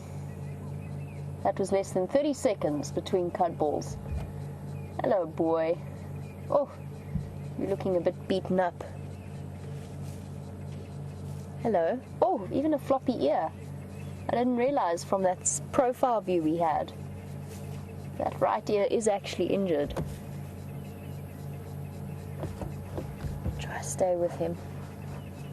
Hello, gentlemen. Thank you.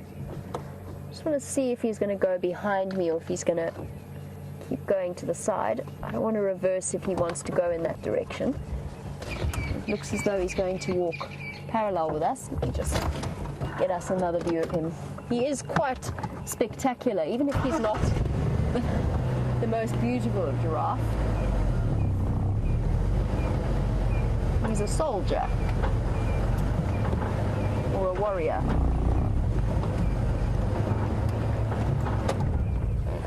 No, big boy.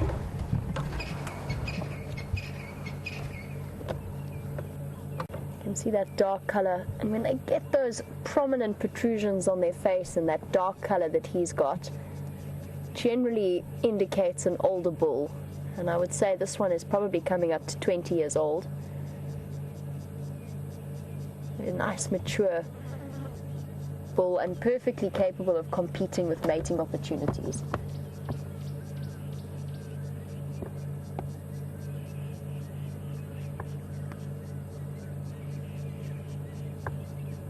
You can even see protrusions on the back of those ossicones. And that is the most, they still fall, they're a very similar category to the ossicones, the two horns on the top of his head.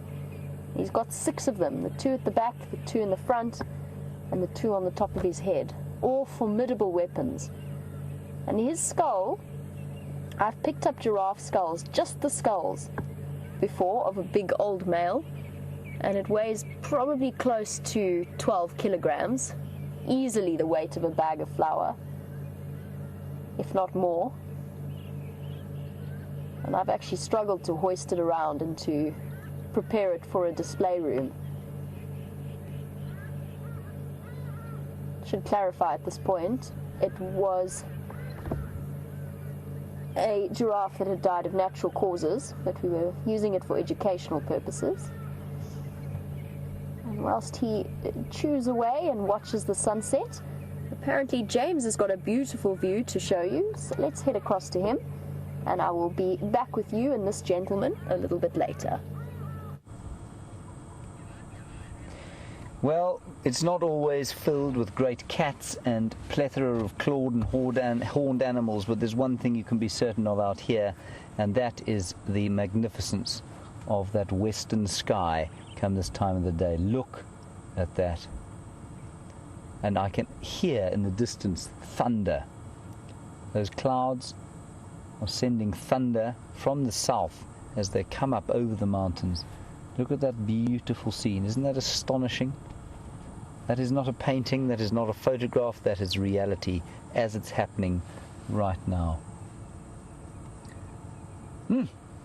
Okay, we'll send you back to the cud-chewing giraffe and Jamie. Jamie, of course, is not a cud-chewing giraffe, but a very attractive young lady.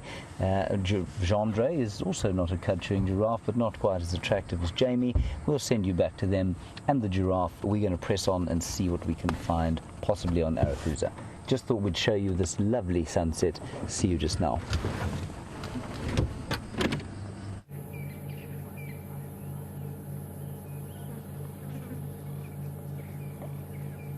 Just look at those amazingly powerful limbs. This beautiful boy, look how dark he is. That slow breathing. And there's those oxpeckers that I was talking about that probably were responsible for keeping those injuries open, and then that enormously muscular neck.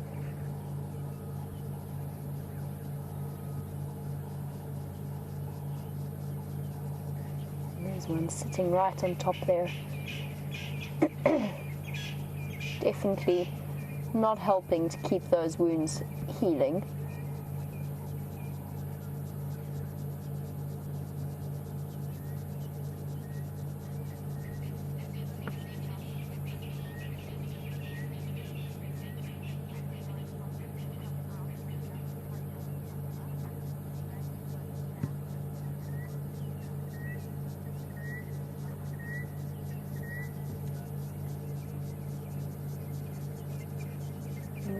Seems to have... oh, oxpecker just made it into too sensitive a spot. There you go, he managed to shake him off. It has distracted him from his job of ruminating, and Lewis, who's watching all the way in New York, noticed that not only did we get to watch the cud ball move up through the bulge, but the giraffe's cheeks also puffed out and then slowly deflated as the cud ball was chewed and broken down. Something that I didn't pick up on, but that's one of the things I love about these observations we get from viewers, because it's such a great way to learn. Oxpecker's made it back. I guess you have to be pretty stubborn if you're an oxpecker. You've got to ignore the gentle requests from the animals to leave them alone. And that oxpecker is not to be deterred. Clinging on, shame, man. Leave the poor giraffe alone. He doesn't want you there. Go find the ticks elsewhere on his body. You go straight into those raw patches.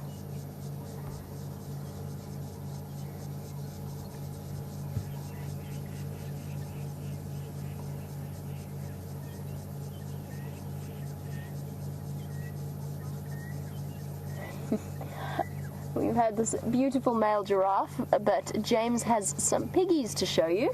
We'll cross across to him for now, and I'll be back with you now. Well, can you believe it? Here we are, 2 warthogs that have not run away from us, which is just marvelous. So often these little things disappear at high speed into the bush, and let's just get a bit closer. It looks like a boar and a sow. The sow is being uncharacteristically uncourageous, which of course is the opposite of what a normal warthog sow is, and the boar is being particularly confiding. Let's see if we can get a bit closer. They are loving the new green grass that has come as a result of the rain we had the other night. Right, let's sneak forward and jigger. Come on, little girl. There we go. Oh, look at him. Isn't he wonderful? Obviously, you can tell he's a male. You tell that, Viam? Has he got bigger tusks? He's got larger ears, yes. Yeah. And the extra warty thing. Correct. He's got 2 pairs of warts on his face. And it's so lovely to see them kneeling like that as they eat. And the only animals I know of that do that. And you can see he's not digging with his snout. Often their snout is used for digging, but it just allows him to get right down low. And when they pull up the grass, they often don't just pull up the blades. They pull up the underground stems or rhizomes, and that is the richest part of the grass plant. Oh, they're such special little things, these. I think we're going to milk the sighting for as much as we can, because we seldom get them to just behave in front of us like they are now.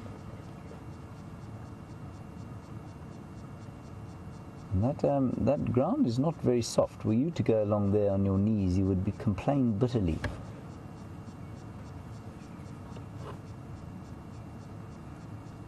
His lady friend has disappeared off into the bush. Oh shit, she's still there. I can just see her peeping out.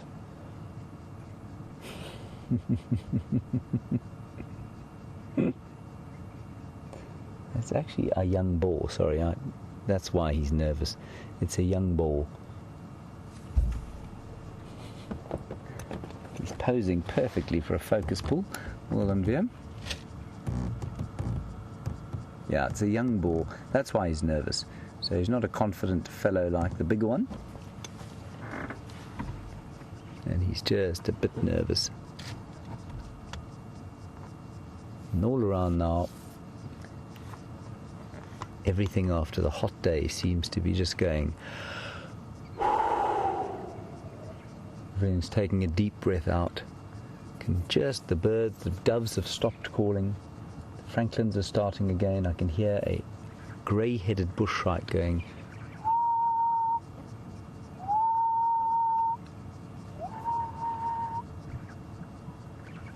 The odd starling, but everything is calling with much less enthusiasm than it was earlier. And it really does feel like everything around us has taken a great, big, deep sigh as the heat starts to dissipate in the wake of what is a spectacular sunset off to our west. And the dim rumble of the thunder in the south over the mountains is just wonderful. Sorry that you can't hear it, but it's just so, it's very, very dim. Just a little over the mountains. Right, let's go back to Jamie and her giraffe. We'll carry on.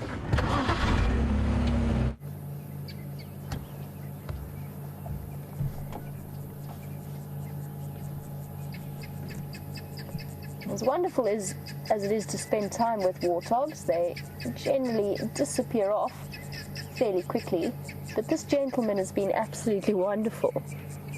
He is so happy and relaxed to just stand in our presence, and I'm really enjoying it. It's not often that you have a giraffe that happily lets you get this close and stays and watches you. And it means that we get the most spectacular view of him in the setting sun or in the afternoon light. Got lots of ticks around his eyes. Definitely been in the wars, this guy. Luckily those irritating oxpeckers have disappeared off. Probably gone to go and roost. So his face is being left alone for the moment. And I was just chatting to Gendre whilst you were with James and thinking, the longer you look at giraffe, the more bizarre they look. And I've grown up looking at them. I've seen them throughout my life. And I've never really thought about it, but if you spend a long time staring at them with their long necks and their strange shaped heads, I mean, just look at that lip. It must have been so bizarre for the first person who came from an area without them to come and explore and see them. They just look so different. I still haven't seen an okapi, which is the only other animal that is really quite similar to the giraffe, but it's definitely on my list of animals to see.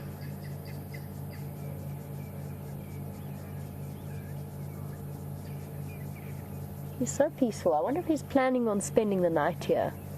I wouldn't have thought so. I would have thought that he's going to go and find somewhere a bit more secure and tucked away.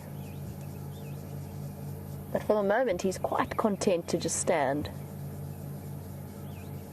And I thought at first that he was the giraffe that we've seen many times with a limp. He hasn't moved since, so I haven't really had a chance to double check. His one ankle on the right, that's the other right, his left, his front left, seems a little bit more swollen to me than the other. And I don't know if it's the angle he's staying at. His front left. It just looks a little bit bigger. I'm not sure if he's injured it. And that could have come from anything from running into a hole to fighting with another male. Incredible how those legs that actually look quite thin managed to carry all of that weight.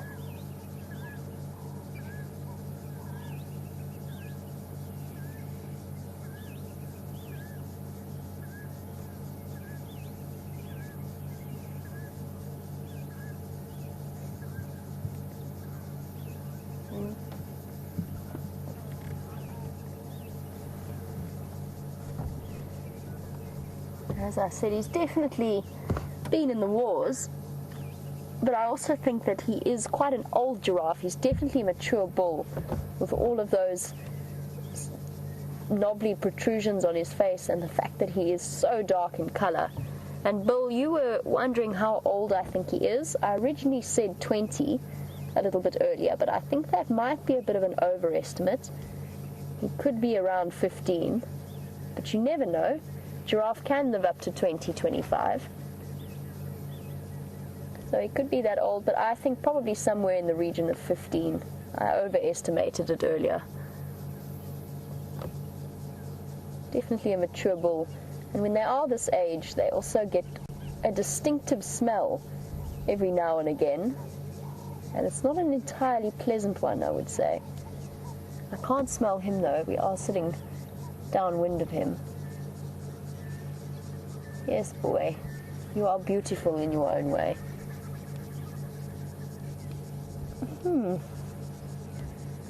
He's heard something.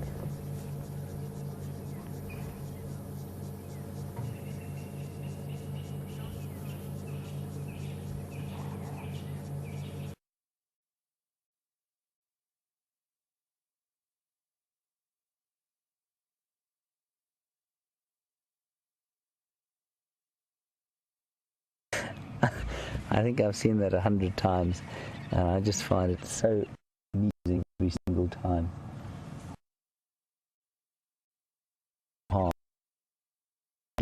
Kind of territorial display.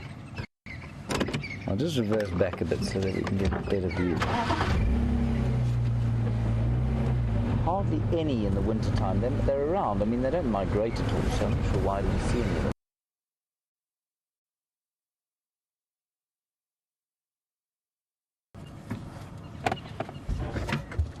How beautifully cryptically coloured it is. There he goes again.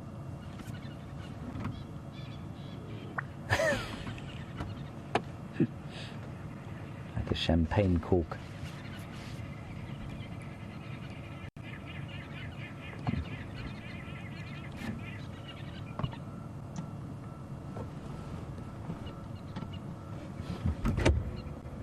Let's let him do it once more.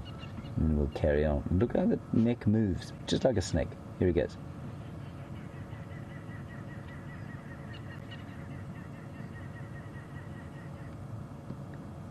Come on, bird.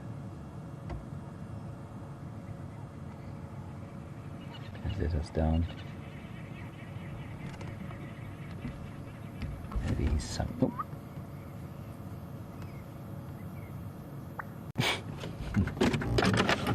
Wonderful.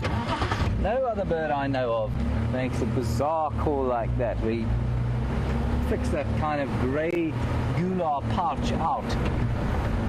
Wonderful stuff. Right. I believe Jamie had some impala alarm calling, which is quite nice. And if those leopards are around, they will probably start to move. Guinea fowl alarm calling, not impalas. If the leopards are around, they may well start to move now that it's got a bit cooler. So we'll head down probably into that area again and see if they don't pop out now as the night starts to fall.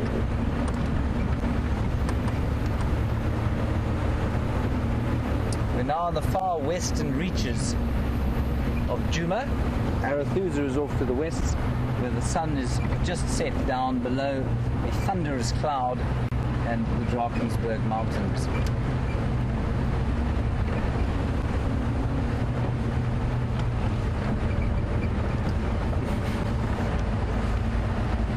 And then a question about we often get questions actually about the different kinds of animals that we get here versus those that we might find in North America or indeed the rest of the world.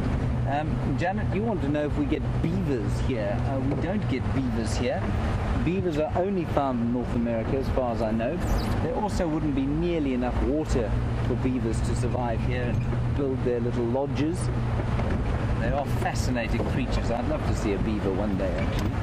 But I don't think we'll be on the spot of a diker. Oh. what dikers do best. Run away at high speed. So, Janet, not enough water for beavers, and also, I mean, in the New World, they occur, they definitely don't occur here in the Old World.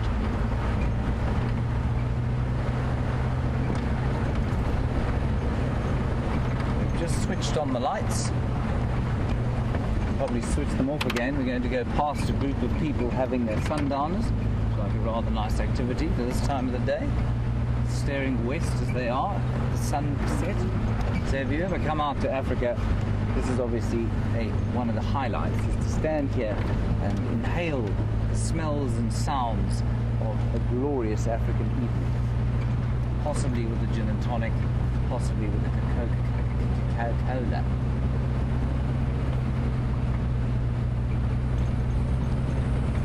Good evening. Aye, aku nak cuma mukalan. Right, that was Taxon and his guests. And his guests are staying at Juma, which of course is a lodge, commercial lodge, just on the same reserve that we operate on. And we get quite a few questions as to what language I speak with Tax. It's a language called Shangan or Tsonga, and we had an interesting inquiry today from a viewer who'd come to South Africa, who said that she had heard them use the term Dumela, which means hello in a different language, and it brought about the subject of how many different languages there are in South Africa. We have 11 official languages. One of them two of them of European origin, but one, Afrikaans, is no longer a kind of European language. It's very much an African language, although it takes various influences from around the world. As VM pointed out, there's a bit of Korean in it. There's some Gaelic, quite a lot of Dutch, a bit of English, possibly one or two indigenous languages here too.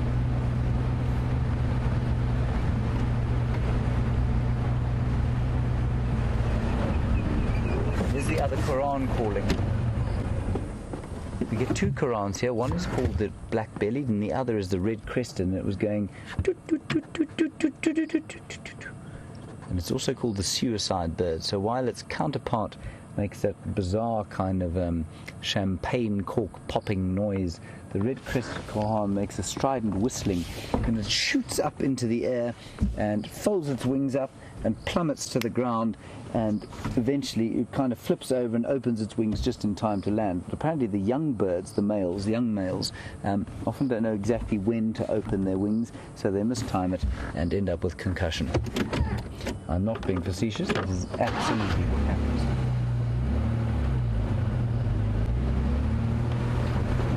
That is the red-crested Quran.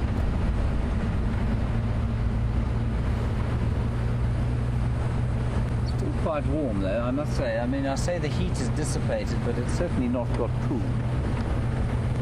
Not about to whip out a jersey anytime soon.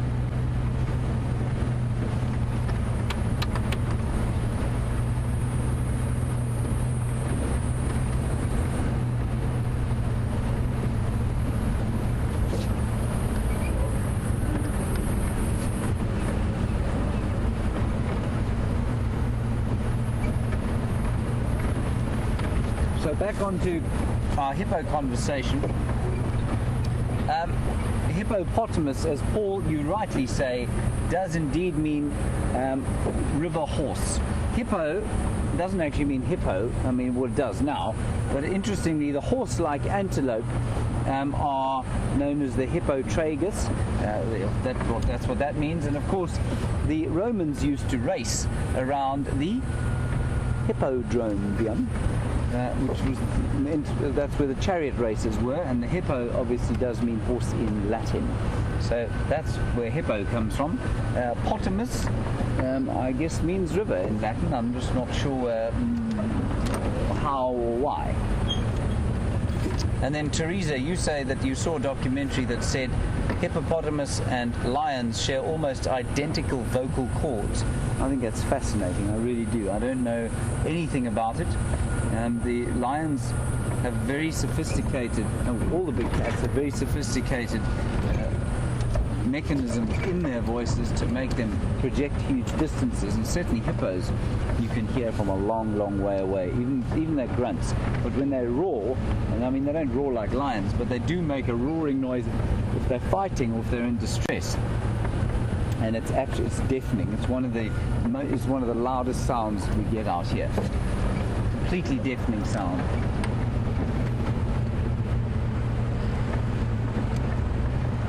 Right, we're back in the area of the leopards, hoping fervently that they might step across the road. But what started out as a very quiet afternoon has actually turned out very pleasant.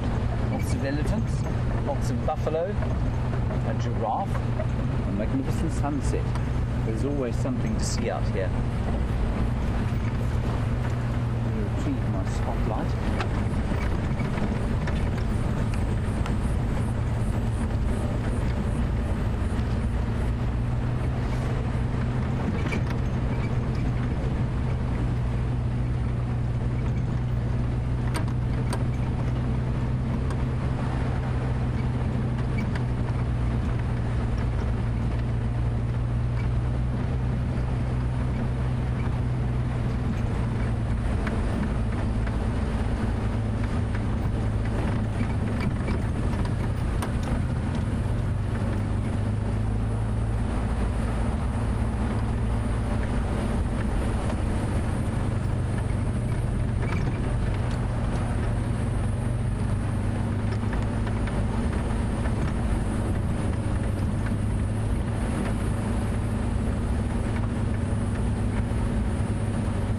Shamrock, I'm going to address you directly because you've asked about 37 questions in one tweet. Very, very skillful tweeting that.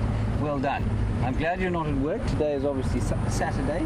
And I think if I get your first question correctly, you want to know about territoriality in animals, and is it seasonal and based on, say, the weather conditions? And does it kind of define our territorial markers more defined at different times of the year? Right, the first part of that question is no, they're not more defined necessarily depending on the time of year, but as you correctly guess, they are definitely more marked. So leopards and lions and hyenas, which are highly territorial after the rains that we just had, in theory should be out marking their territories and their boundaries. Clearly the boundaries of these animals don't occur on Juma at the moment. But yes, definitely we do find that leopards and lions will mark their territories far more actively just after rain. But I don't think that there's any, so while their marking may be more active during the summer months when there's rain, I don't think the actual territory is a different size or shape necessarily during the winter time when there's no rain at all. And the other part of your question is just for fun, you say, because we live in the bush, do we find people watching quite entertaining? Yes, I think, well, I certainly do sometimes. People are the most varied and bizarre species of any that there are in the world. We are varied in shape more than any other animal. We are varied in language. We are varied in attitude. And certainly I find that people out here, even though that they've paid inordinate amounts of money to come out here and look at animals and the magnificent African wilderness, it's astonishing. It didn't matter whether I was in the car with a camera on it or just in a vehicle. As soon as you're in a sighting with, say, mating leopards, as soon as another vehicle pulls into the sighting, the first thing that people do, no matter what's going on the ground, is check each other out in the other vehicles.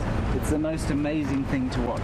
And as you put a camera on the back like this, you can go into a sighting of wild dogs killing an elephant, and everybody will ignore that completely and stare at what's going on here, just in case there's a celebrity or something interesting is happening. What could be more interesting than wild dogs killing elephants, I'm not really sure, but certainly people love to watch people, Shamrock. It's an amazing fact of life. And just sort of carrying on that topic, if you go and I'm sure you maybe don't realize it, but you'll certainly notice it now that I pointed out to you. Human beings talk apparently in social conversation, 70% of what they say has to do with other people. It hasn't got to do with the weather, the politics, climate change, the war, various wars against terror, the melting of the polar ice caps, possible nuclear leaks from Fukushima power plant. No, not things that might actually affect the longevity of our species and our children. They talk about each other. Did you see what she was wearing today? Do you know what he earns? Did you see his new car? It's an amazing fact of human sociality that we love to talk about each other, because more than this takes us back to biology, more than any other species in the world, we have an ability to read, well, we think, a greater ability to read other people's behavior than from our facial expressions and from what we say. We're natural psychologists, and that has come about. We've evolved that way because, and this is quite a controversial one, we reckon, or there's a large school of thought that reckons that human speech is so sophisticated because we've become such skilled liars, far more so than any other species out here. So, quite an interesting one. Thank you, Shamrock, for inspiring me to hold forth about human communication. Right, let's go back to Jamie. We have nothing particular biological interest to show you at the moment. We're driving around with the leopards where she'll tell you what happened with those alarming guinea fowl.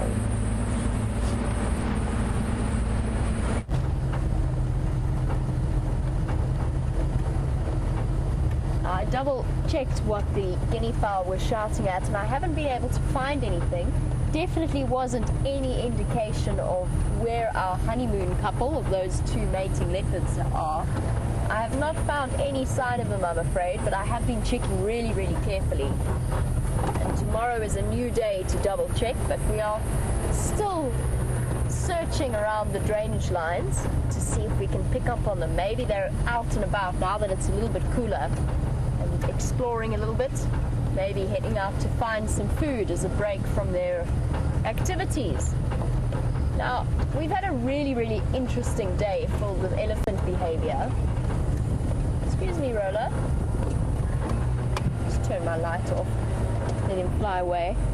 Obviously not a nighttime creature, a lilac-breasted roller. Stop for a moment.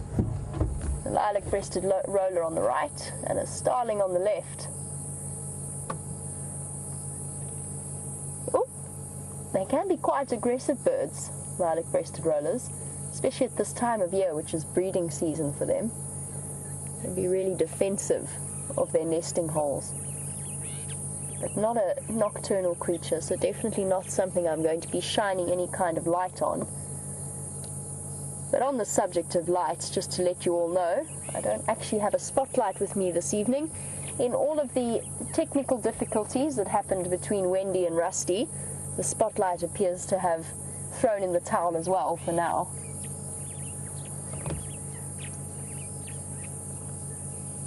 There's a spider as well. I've just seen it, or at least Jandre has just pointed it out to me. That's built a web between those two branches. I'm not sure if you can see, it's just that little speckle in the middle of your screens, between the twigs at the top there. Almost impossible for me to tell you what spider it is, and I don't want to go and interrupt it now in the evening. But what that little guy will have done, he would have been on one branch, either on the left or the right, and he would have drawn out his silk and made a ball, and then thrown it into the air and let it catch in the wind. And that would have been his anchor strand to then build that web between the two branches. Beautiful evening sky. I think we might even have some rain overnight.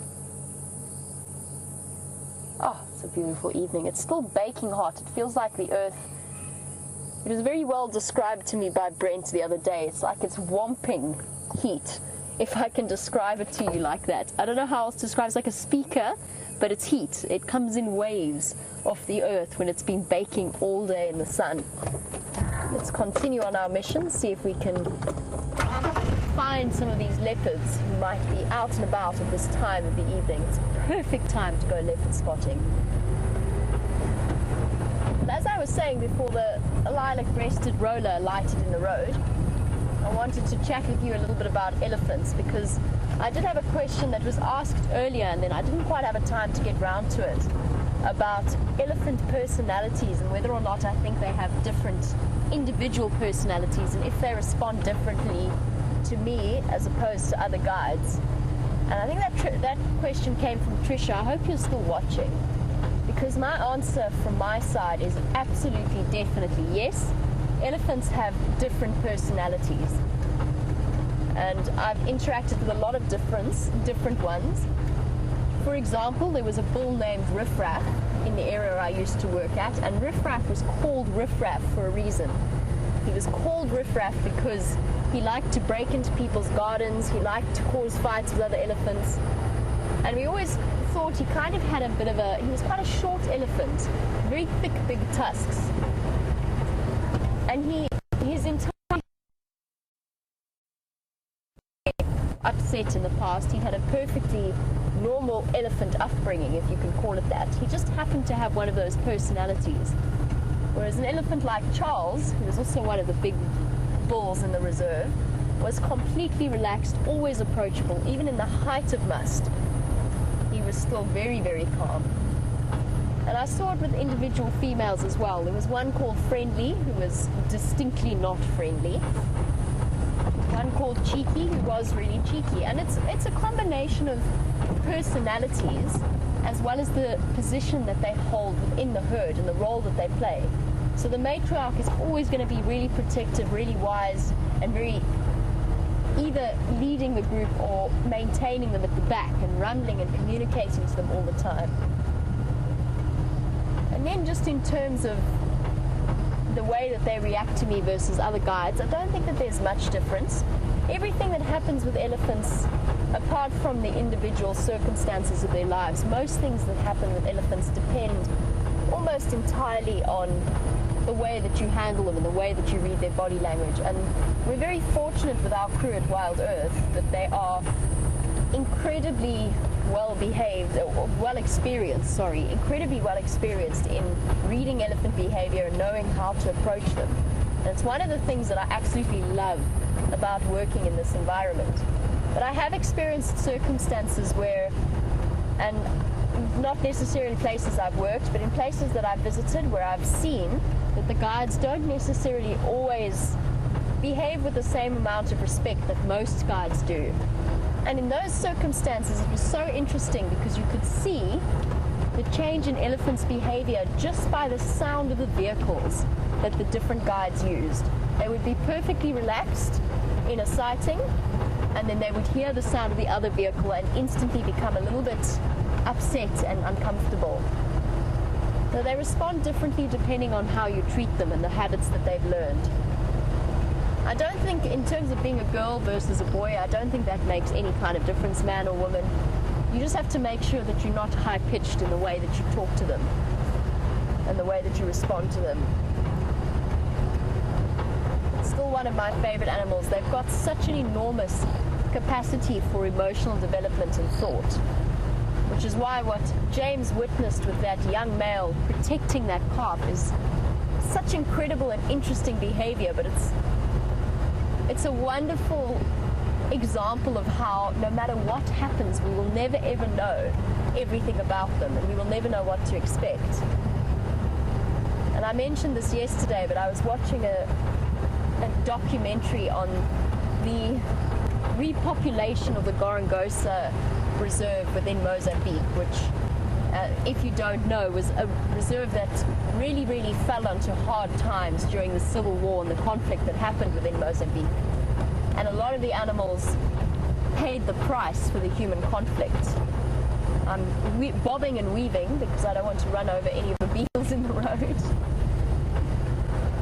But it has been so interesting to see how the elephants, because they are so long-lived, all of those adult elephants in the reserve, so many of them would have lived through that conflict, and as a result have adopted a certain attitude to humans that is slowly changing and showing how they can learn to respond again to humans that don't mean them any harm. It was something I found absolutely fascinating. Very sad as well. It is a very sad situation, but at least it is something that's slowly regaining the balance that it used to have. Definitely a place that's going to be on my list to visit in future because it looks absolutely exquisite.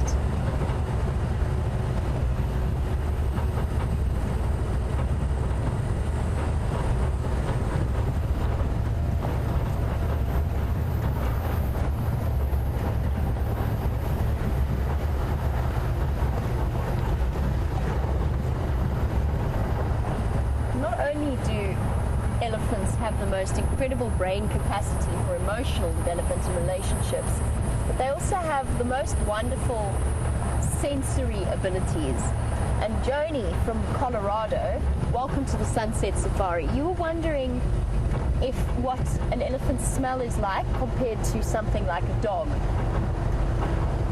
And I have to think about that for a moment. I would say they're pretty much on a par for the most part, except where you get certain breeds of dogs that are really, really designed to be focused on scenting. So something like a bloodhound maybe might outstrip an elephant in terms of their olfactory abilities. But yeah, that's an interesting question. It's not one that I've thought about, and I wonder what you all think. I would say that they would be outstripped by something like a hyena that is so incredibly reliant on their sense of smell.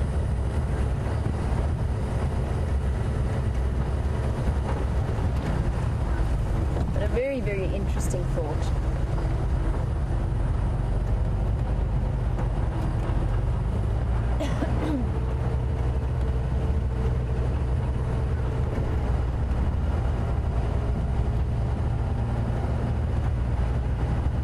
I definitely would love to spend time with elephants in different areas as well, just to see their different responses.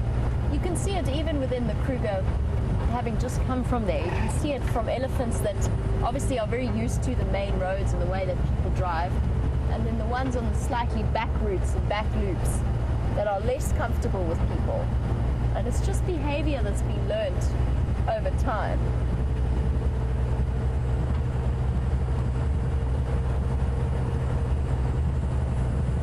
There's nothing like the experience that you have with elephant bulls in particular. An old elephant bull, a mature elephant bull, is one of the most special creatures that's out there. They just exude this sense of calm and peace, and somehow it transmits to the people that are around it.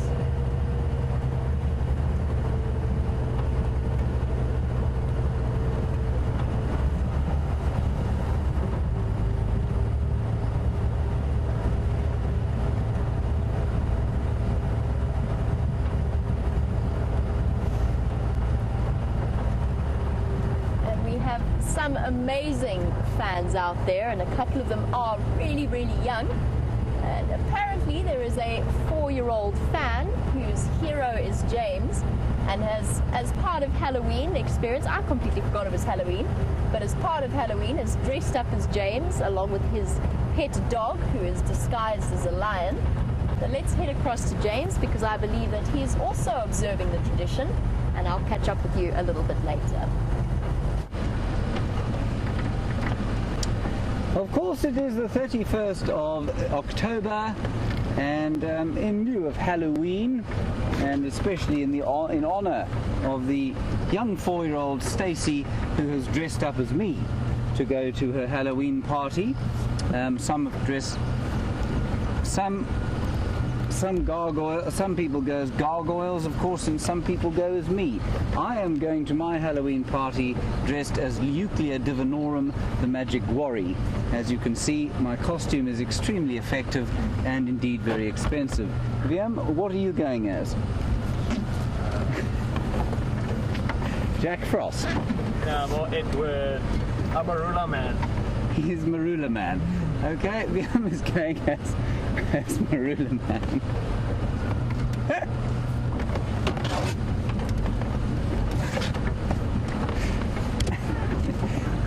Excuse me, I nearly drove off the road there.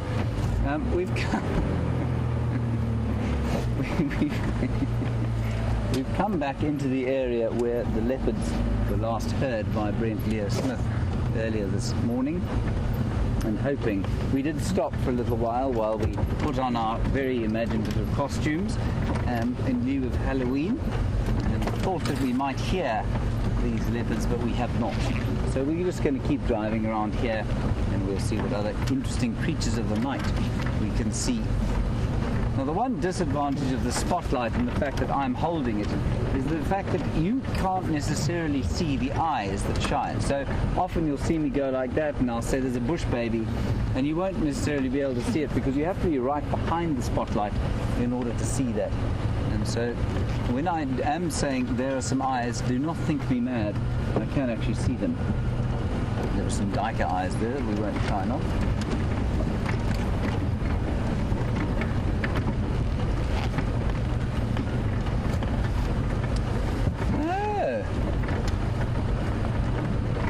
Thank you very much, Margot in the Netherlands.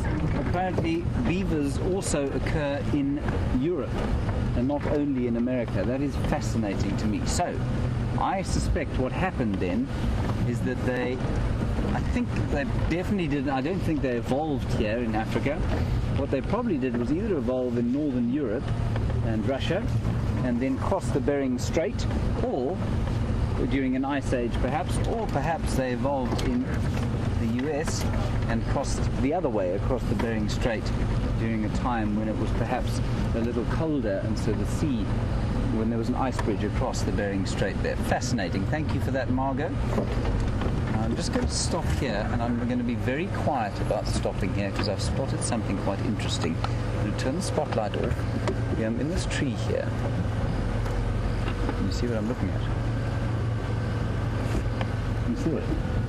Straight up on the top there, in the middle of the light. You're in the wrong tree. Go to the right. I've parked you behind a bush. Hang on a second. Let me just go. I'm going to get back a little bit. I don't want to disturb them. No. You got them now. There. Look at that. Little crested francolins. And they're roosting in the trees. So often people say, where do they go during the night? There's the answer, into a spiky tree, where hopefully they will remain safe from the clutches of things like genets and big owls during the night that might want to come and eat them. I'm going to turn the light off them. I don't want them to fly off. If they fly, they'll really struggle to land again. But just lovely to see where they roost at night time. Liam, how's your costume working out as far as camera operating goes? Is it quite difficult? Not the easiest. You're handling though. Yeah, but your costume is very important today.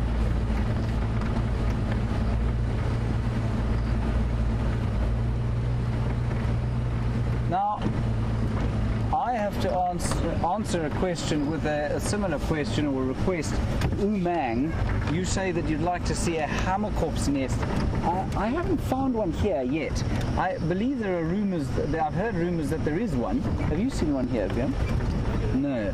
There are lots of hammerkorps, and for those of you who don't know, a hammerkorp's nest is a great collection of rubbish, sticks and bits. Oh, there's a little leveret. Little baby scrub hare. I'll go a little bit forward. Umang, I'll get back to you. There we go. I'm just going to stop here. I don't want to frighten the life out of the poor little thing. That's a baby scrub hare that you can see running off into the darkness there, known as a leveret. Umang, I've not seen a hammerkorp's nest here. I don't know why I haven't seen a hammerkorp's nest here, because there certainly are enough hammerkorps around.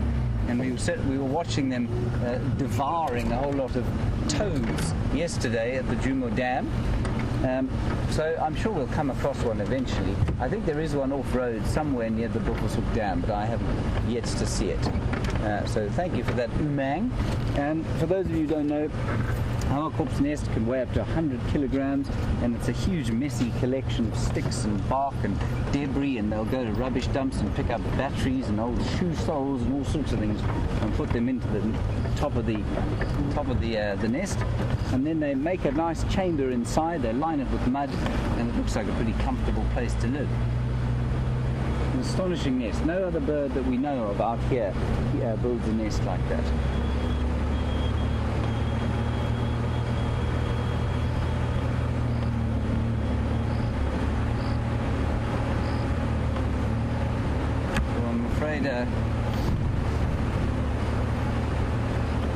Abby, you've asked me an unanswerable question at the moment. I can probably check with Taxon. You want to know what the Shangaan word is for a black-bellied korhaan and for a red-crested korhaan? I don't know, I'm afraid. I suspect they'll be onomatopoeic. I'll have a look when I get back and see if I can find them. Maybe my bird app will show them.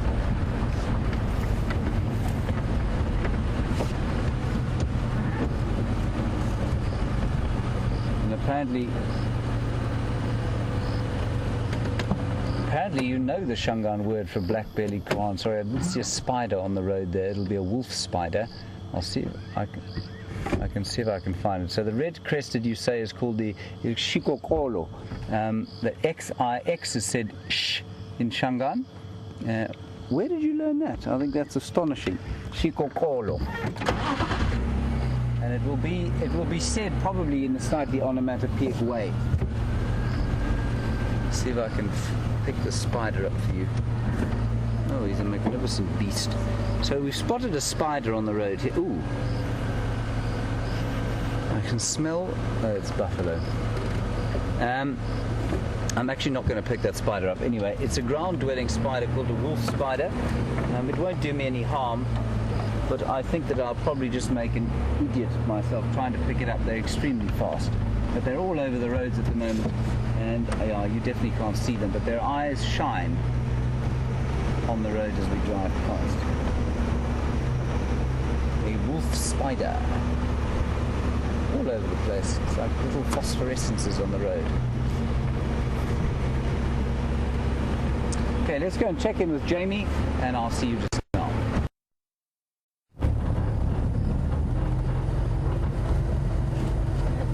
Well, it sounds like you were having an amazing time with Marula Man, I believe he was masquerading as. And I can't believe I forgot about Halloween. I would have definitely performed something a little bit different.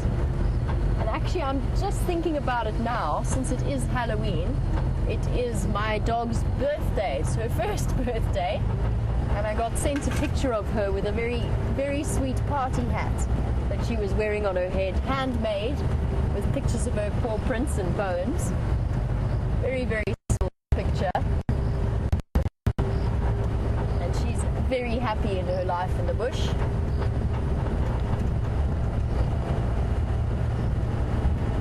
Ooh, dog.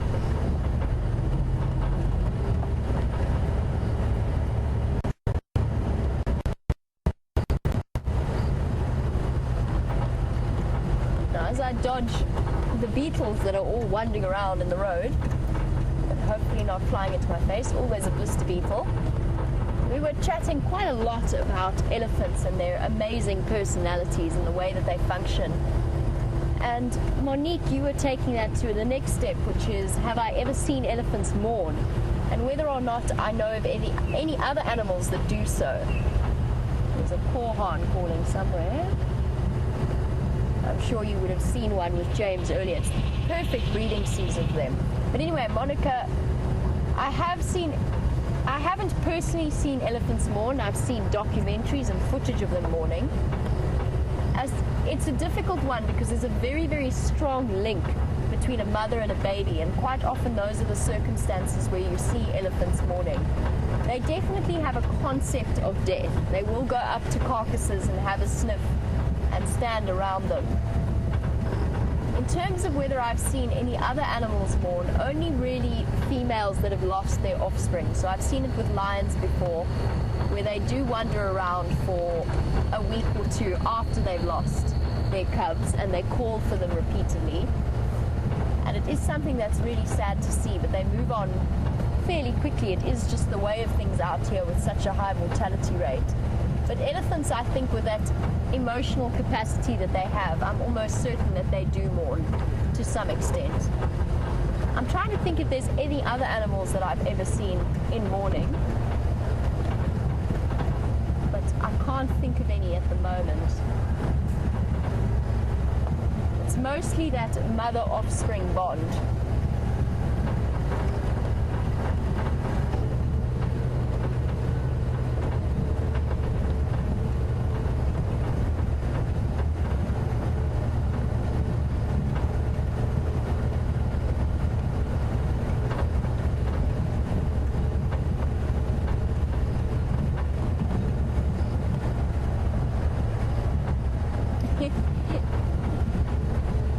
Apparently one of our wonderful viewers has discovered the advert that I was talking about earlier, and that was the Plascon paint advert, and it's been shared with all of you. So thank you very much for that. It was a very special advert back in its day, and one that stuck with me, obviously clearly stuck with me throughout my life. I had just forgotten that it was for Plascon. I do appreciate that, and thanks for reminding me, because I'm going to go back into camp now and have a look at it just for the nostalgia of it.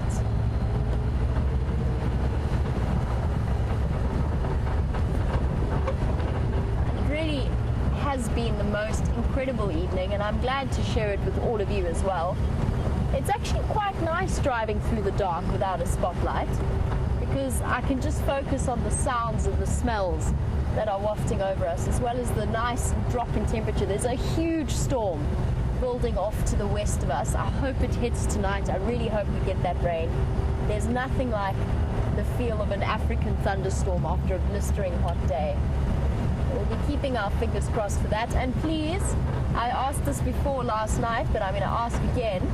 Those of you who do regularly watch our dam cameras, and any new viewers, remember that there are 24-hour dam cameras up on Djuma and Arathusa dams. Now I suspect that those leopards are still in the area. I haven't seen any tracks coming out from when they were last seen. So I think they're still around, and they could well go to the dam for a drink tonight. So if you find yourself wanting something to see or experience the ambience of the African bush, keep an eye on it for us tonight and let us know if you see anything exciting. We'll be keeping our ears and eyes open as well. And I'm going to stop here on Impala Plains and just enjoy the last few moments of my sunset safari. A big thank you to you all, and a big thank you to Jean-Dre for his wonderful work and his spotting abilities. I hope you had a wonderful time, and I will catch up with you tomorrow morning for the sunrise safari. Until I see you again, have a wonderful day or a wonderful evening wherever you are in the world. Bye-bye for now.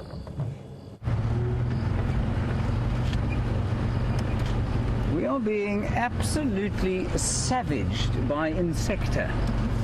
As VM was just saying, he's got a number that have pulled up the inside of his trouser leg, but he is stoically managing not to leap about. Well, he's leaping about, but he's not making too many noises, which is very relieving.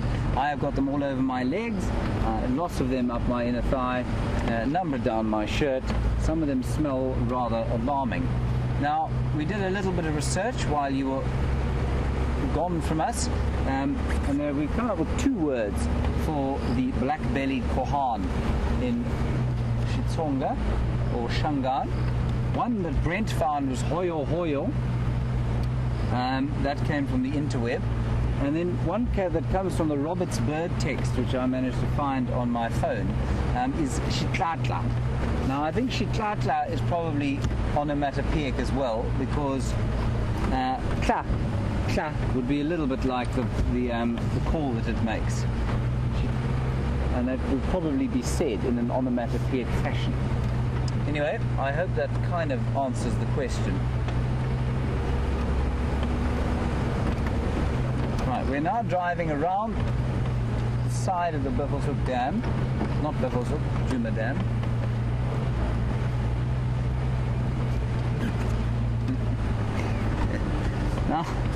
Now, Steve in California and Susan, you want to know if I think that my headdress is better than the tortoiseshell we saw on the head of a ranger today.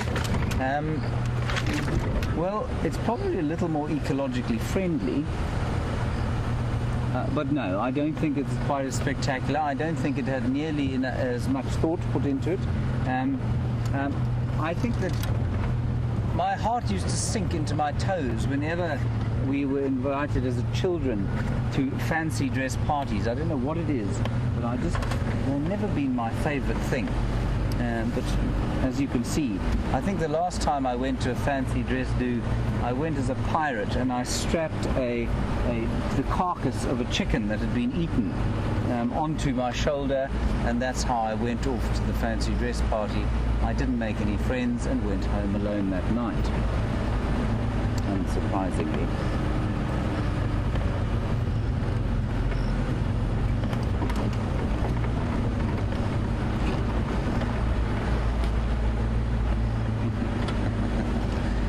Christine, you say that my head is probably going to hurt when I pull this tape off. Of course, the advantage of having no hair, Christine, is that, well, it doesn't make that nasty... Oh, bug biting me on the inner thigh. It doesn't... when you don't have hair, you don't have that horrible feeling of that hair coming out with... Oh, one down my back now. I'm being attacked. I'm under severe attack. Oh, God, that one smelled awful. Oh, that's horrible. No!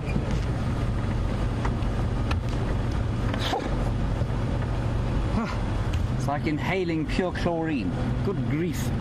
Anyway, and Cindy, you say that I would make a very good bushman. Now, I'm assuming that you mean a bushman as in a sand bushman. They are known to be fairly short, that's tick. They are known to have sticky outy bottoms, that's tick. I have that too. They are known to have very short hair, that's tick. So yes, perhaps bushman would be an excellent choice for me to go to my next fancy dress party. I probably am not quite dark enough of complexion, but if I hang around out here for long enough, I'll certainly get leathery enough. Known for their very leathery skin are the bushmen of the Kalahari. Amazing ability to deal with very harsh sun conditions. Thank you, Cindy. So we're driving just around the Djuma Dam, seeing if something hasn't popped out. Like Jamie said, I think the chances of them coming down here to have a drink are quite high. And there's lightning going on way in the west. I can see it flashing in the mountains. But if we get to a high spot before we end, I'll put it up there and you can have a look.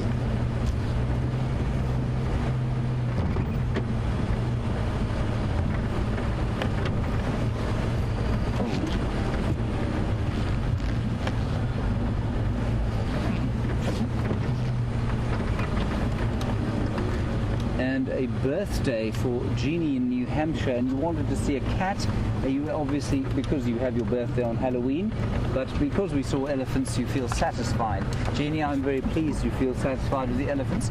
I feel almost satisfied with the elephants. I would love to have seen these mating leopards. The last time they were mating, they did exactly the same thing to us in exactly the same area.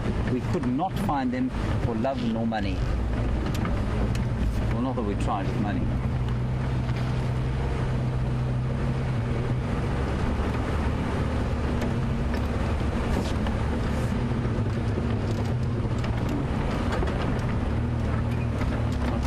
Keeps falling over my ear, and I keep wondering if I'm being attacked by a dung beetle or not.